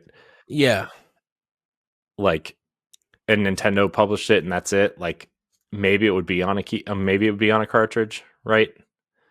But at the same time, it's like, I don't know, man. I think it's I think it's probably like a lot of data because there's a lot of tools and a lot of stuff that's going on into it. So if the game key card helps the access of that game um with it, it's smart to go that route. yeah. I just think it's I don't know. I think it's fine. Honestly, I know people are mad about the key card thing, but at the same time, it's like if it's a live service game, 4 companies involved, it makes sense to me. And I think people are just gonna have to get over the whole key card thing, you know? Yeah. And a lot of people who have tried the game key card stuff, they be like, what are y'all complaining about? It's like I put it in, start the game up in a place like it's a regular game is on the card. Yeah. So, you know, it's it is what it is. I'm still buying it. Yeah, I mean, I'm still gonna get it also. Maybe not. I don't know. Maybe I won't get this one. I mean, And if it play, if it does anything like Disney Dreamlight Valley. I mean, that's just an anomaly at this point. I'm waiting on the Switch 2 version for that, by the way. They promised one, and it's not here yet. So, I I fear how quick you're gonna disappear. Be like, where the heck Corey's at? I mean, they announced the next expansion is coming. What's the next expansion is coming out soon. Oh, I think it's like this week, actually. Uh, but like they said, the Switch 2 version would probably be ready for the next expansion, and it's not here yet. So I don't know. well, we just got to keep following the news. Yeah. Anyways, not important. All right. I will die on the Disney Dreamlight Valley Hill. Although Hey. I'm just at this point where I'm like, I've kind of been bored with it. I turned it on today actually a little bit, Hmm. um, just to see if it was like worth playing. Uh, but it was not. It's like the Halloween event's going on right now, and it's not very good, man. I'm not gonna lie to you. Oh no. It's I'm actually shocked that it is still going on. I'm like, that was about 2 weeks ago yeah. Well, almost. I think they extended it because I think they're extending it through the release of the next expansion. Okay. just so like people have stuff to do. Shoot. Did Before we get to the next story, Corey, did Destiny do their annual one, or did they not, or did they skip it this year? No, it's still going on. No, it's not. It just ended. But yeah, they did it. Okay, They did it.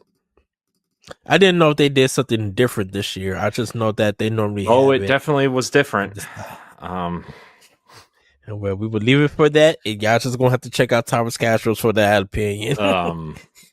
we'll be talking. We'll be talking about that next week. Next episode. I don't remember Next what show we're episode. doing this week.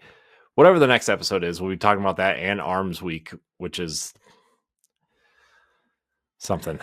Be ready, everybody. Dude, Thomas Castro listeners. I haven't turned Destiny on in so long. I Dude, like feel bad that I haven't turned it on. I uninstalled it but after the final shape. but Even though I love the final shape. I mean, Yeah. that's where most people jumped off. Let's be honest. I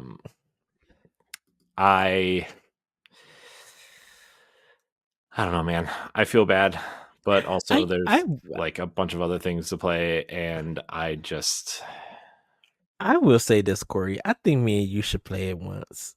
I don't think we ever played Destiny together. I think we did at one point, but one point. I don't know. Oh well. I kind of would like to run, like maybe do like one mission or something to find the final shape again, like go back to the expansion and just see. Because, like I said, it's been a while. So I mean, they changed a lot of things. A way the game works now, even for old expansions. So. Oh really? Yeah, they changed a lot of things. Because I would like to go back and level up my warlock and stuff also, and like record footage from the old expansions, just to have it. But I don't know, man. It's in a weird spot. I kind of want to go through the campaign. That's what I'm saying. I want to go through the campaigns and some of the side stuff for the older campaigns. Because like you said, the campaign that originally came out on Destiny 2 is not there no more. So it's a whole different campaign. I mean, it's not even that anymore. It's like you might as well just start at, I mean, Shadowkeep technically, but Beyond Light. If you're new to Destiny, you should just start at Beyond Light and move forward. Or just start with Edge of Fate, which is where they want new players to start anyway. Oh, really? Yeah. Which is like, I don't know. I don't think it's a great place to start, in my opinion. But I know we've been doing a lot of side tangents, everybody. I think they're hoping a lot of people will jump in on this Star Wars expansion that's coming out. Expansion. It's not Star Wars, but it's totally Star Wars. Okay. Totally giving off Knights of the Old Republic vibes, actually. Ooh, interesting. The main character, whoever this main villain they're featuring on the cover art looks. That helmet looks an awful lot like Darth Revan. I'm just gonna say. I'll have to take a look at it. I haven't seen the cover art yet for it. Yeah. All right. Where were we? What are we doing? Where are we at? Okay. Next story. Family news. Next story. So a new Zelda Lego set is coming, Ed. In 2026, Lego Nintendo debuted a brief trailer announcing that the Zelda franchise will finally get another Lego set, although no products have been shown since the Pikachu set. Ganon seems to be the next set.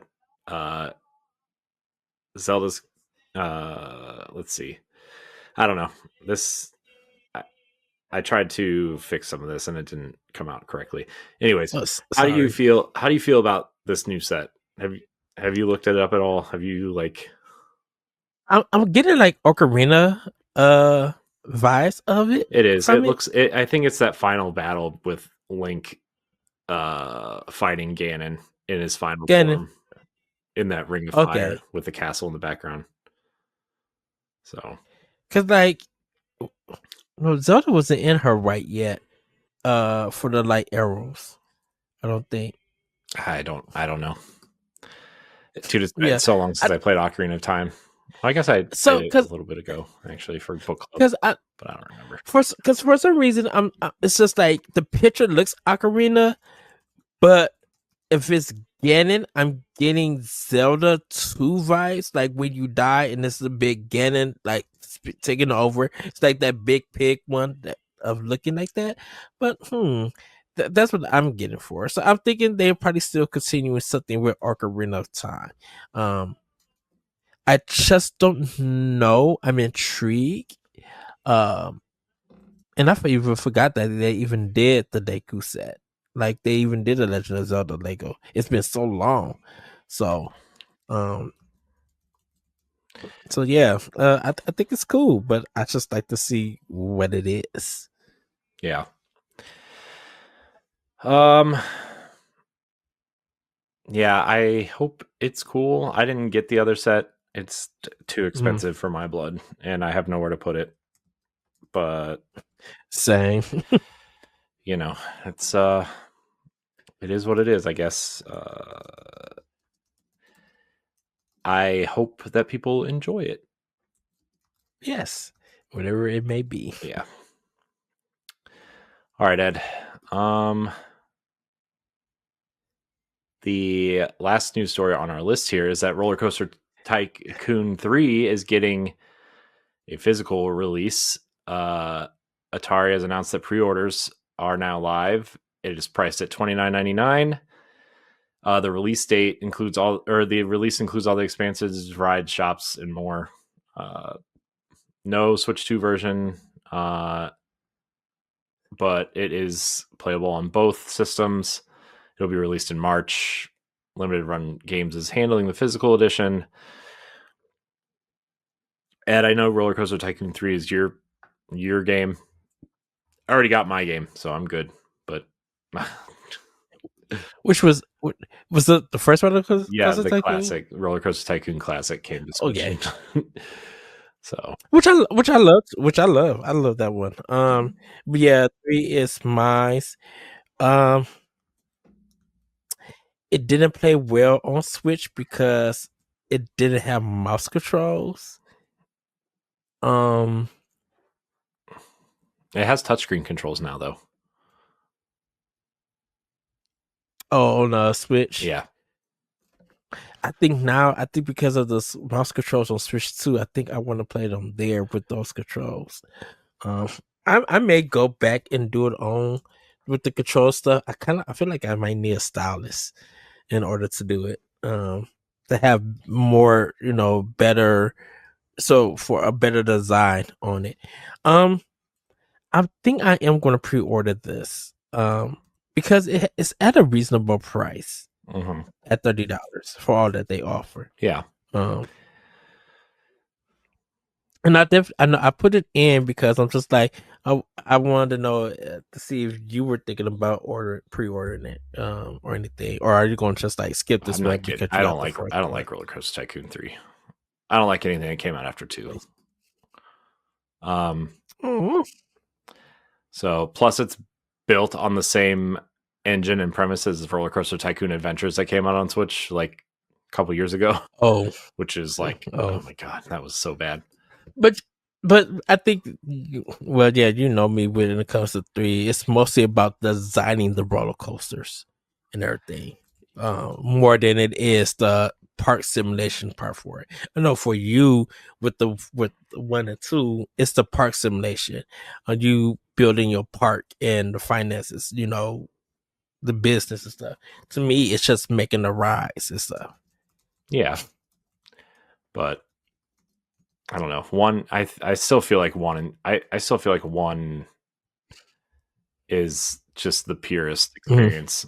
I mean, I like 2 also. Yeah. And they added all that Six Flags crap, right? And like, I know you like Six Flags, but like, Yes. I don't need.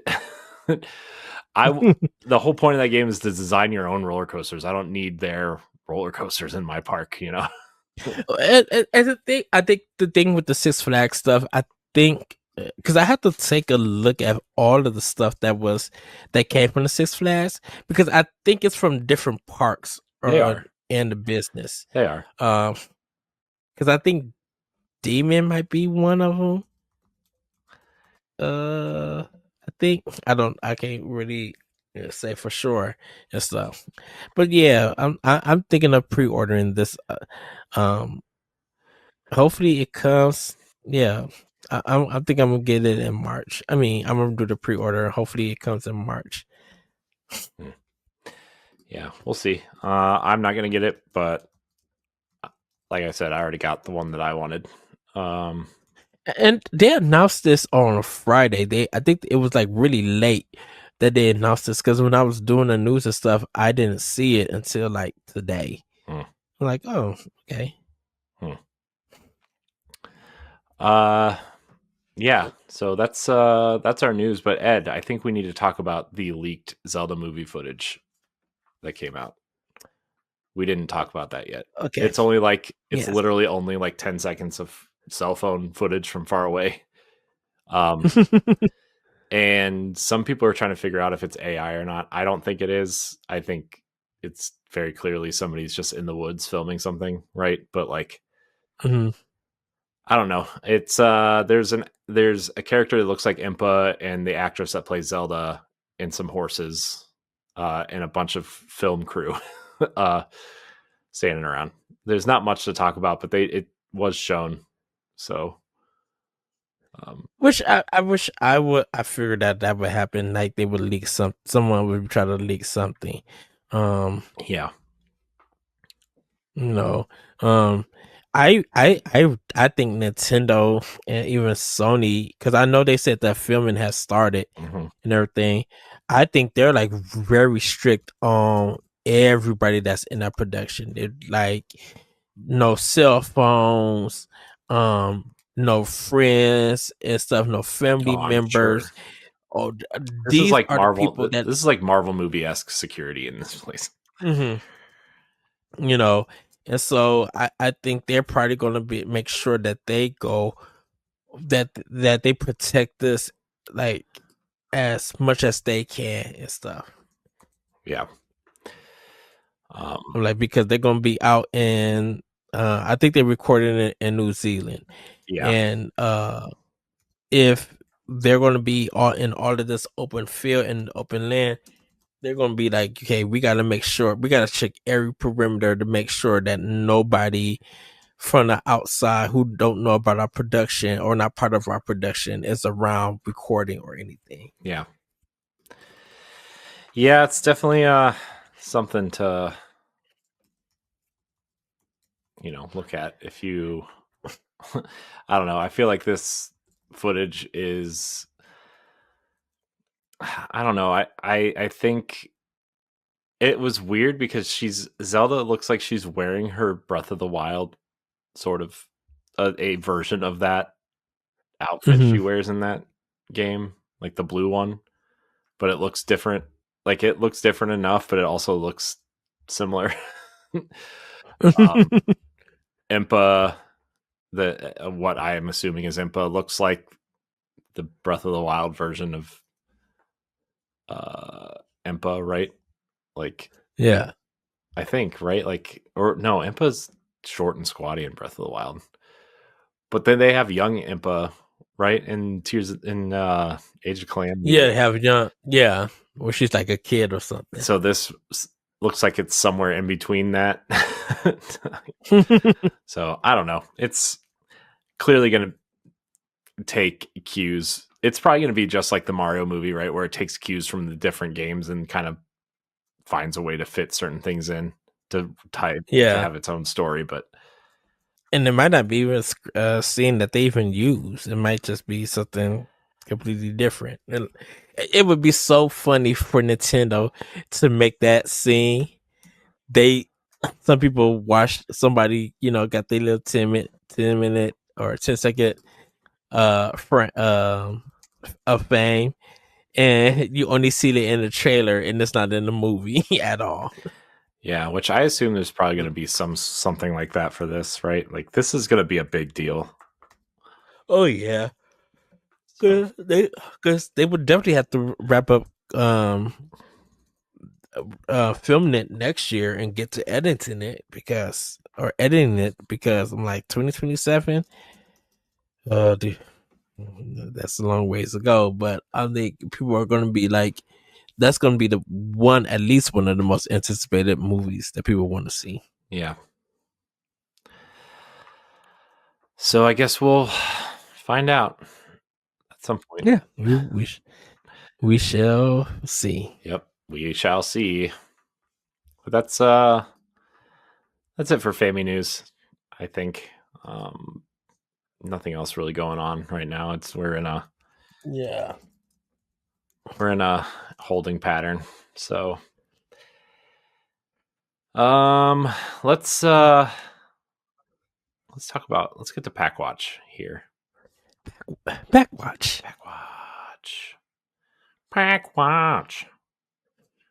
Where's the doc? All right, Pack Watch. Here's what you can play on your Nintendo Switch and Switch 2 right now. This week. Not right now. This week. Yes. SpongeBob SquarePants, Titans of the Tide.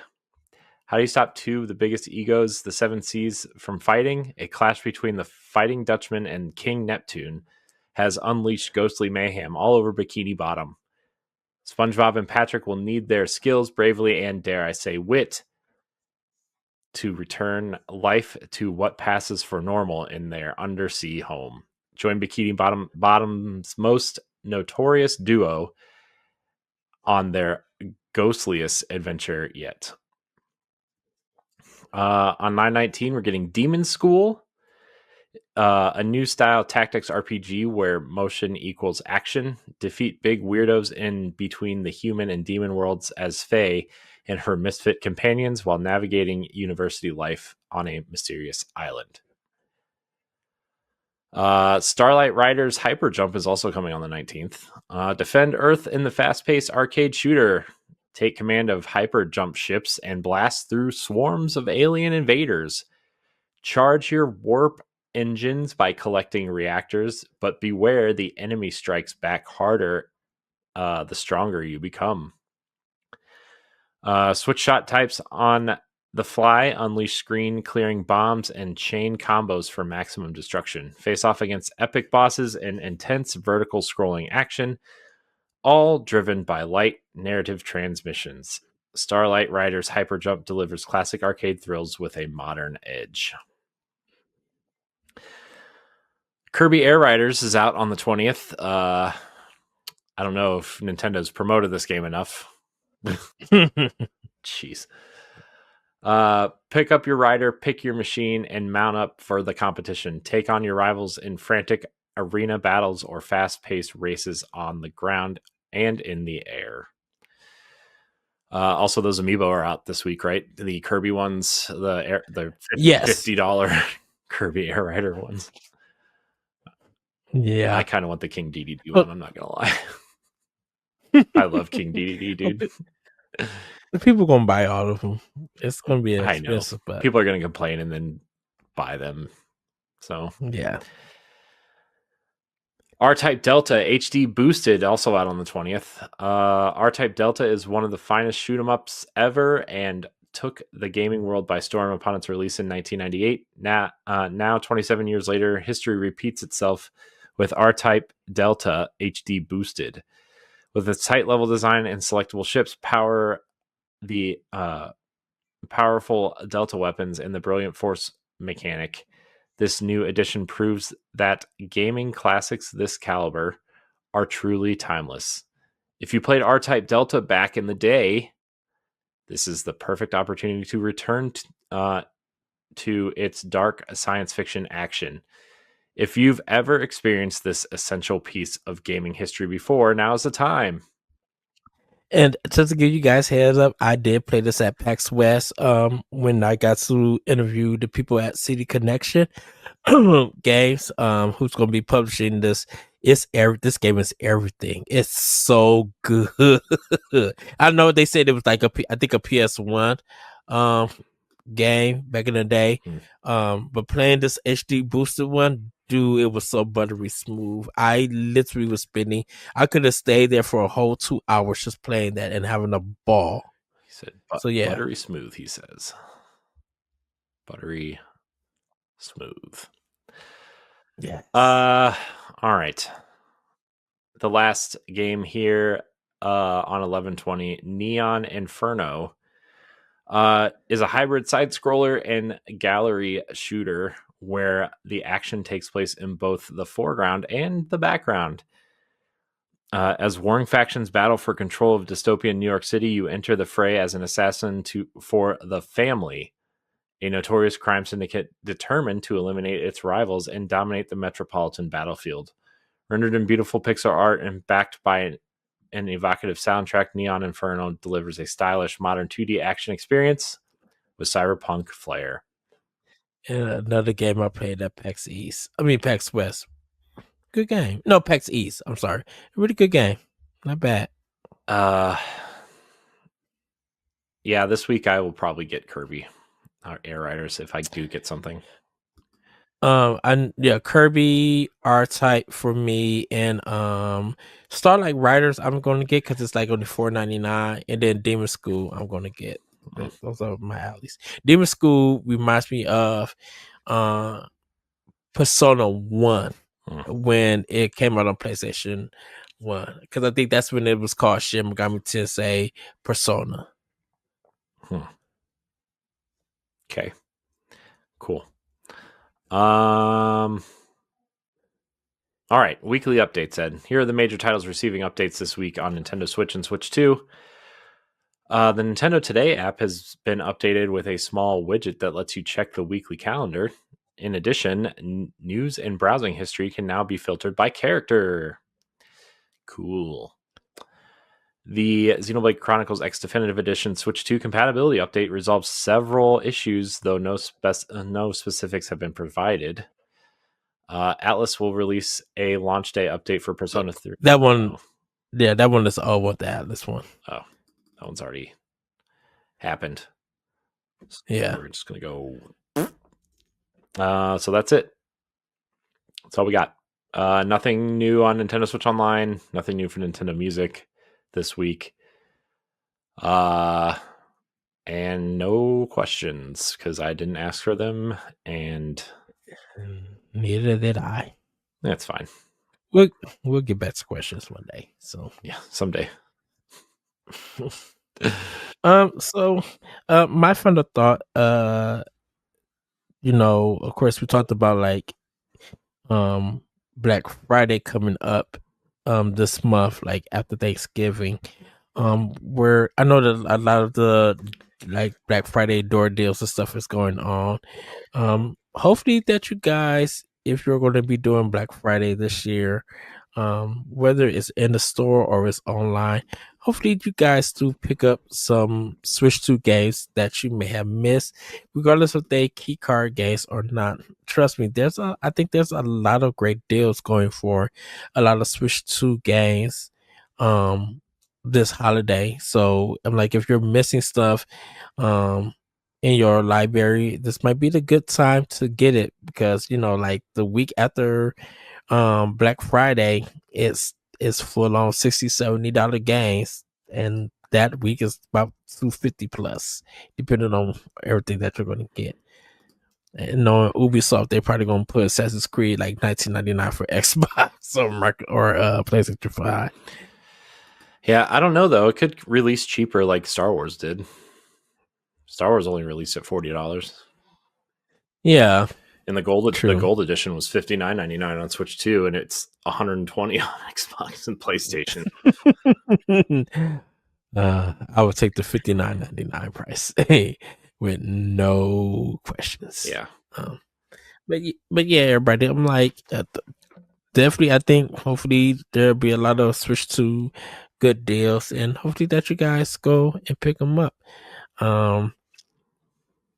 I will say this: if anyone who's going to be doing their personal Game of the Year nominations, I will say literally wait to the second week of December, like after the second week. I mean, if you want to wait also to Christmas, you can too, in case of you're getting the Switch 2 and games like that.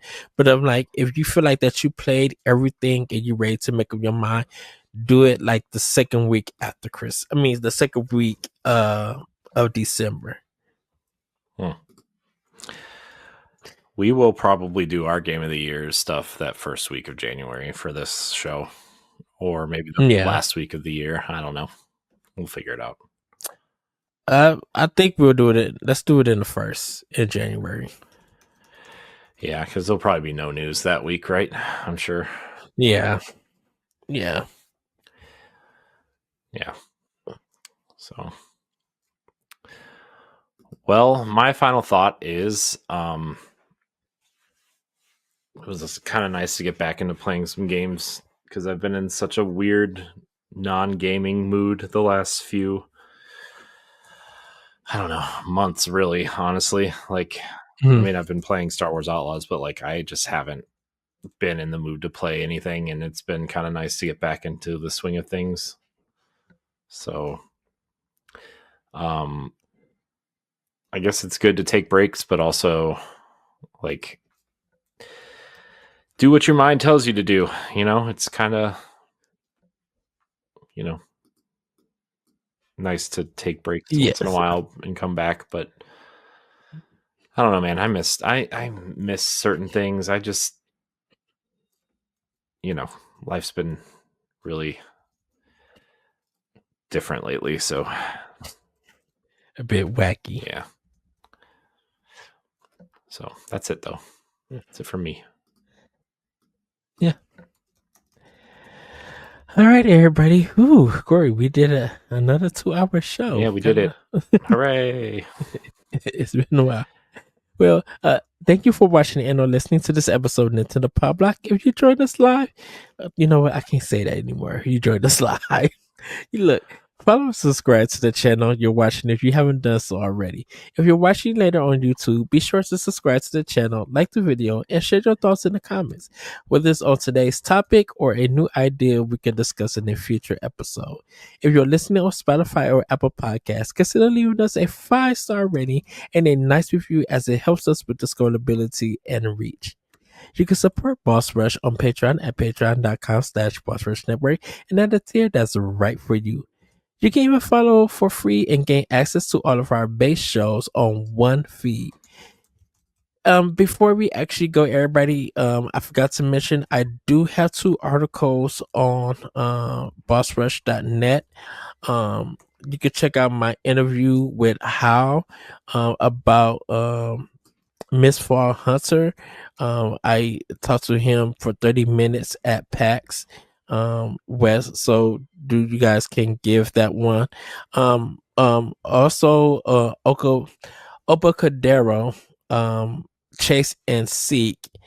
Obacadero 2 Chase and Seek is like a multiplayer game where you're a ghost or 3 humans and you're trying to capture each other or escape from the ghost. It's a family fun multiplayer online game. I got to talk to Katsu Tanaka, who's the director of the game. Right now, it's available in Japan, but it's supposed to be coming out sometime later here in the States. The version that I played was not localized. Me and Courtney also got to play it together, and we had such a ball, laughing, great music and stuff. So that interview is up also on Boss Rush, so you guys can read that. Do read David's, Shane's, and all of our other writers' material also on bossrush.net. We got a lot of articles on there that are some just some fantastic reads and everything. But with that, everybody, have a great week, have a great weekend, and we'll see you next time on Nintendo Pow Block. Bye, everybody. Woohoo! Goodbye. If you want to see how you can become a Patreon producer, head on over to patreon.com/BossRushNetwork. The Patreon producers for this month are Adriel Munger, Austin Campbell, Celeste Roberts, Sana Dirrig, Francisco Santillan, Matthew Keel, Christian S. Thanks for your continued support of the Boss Rush Network.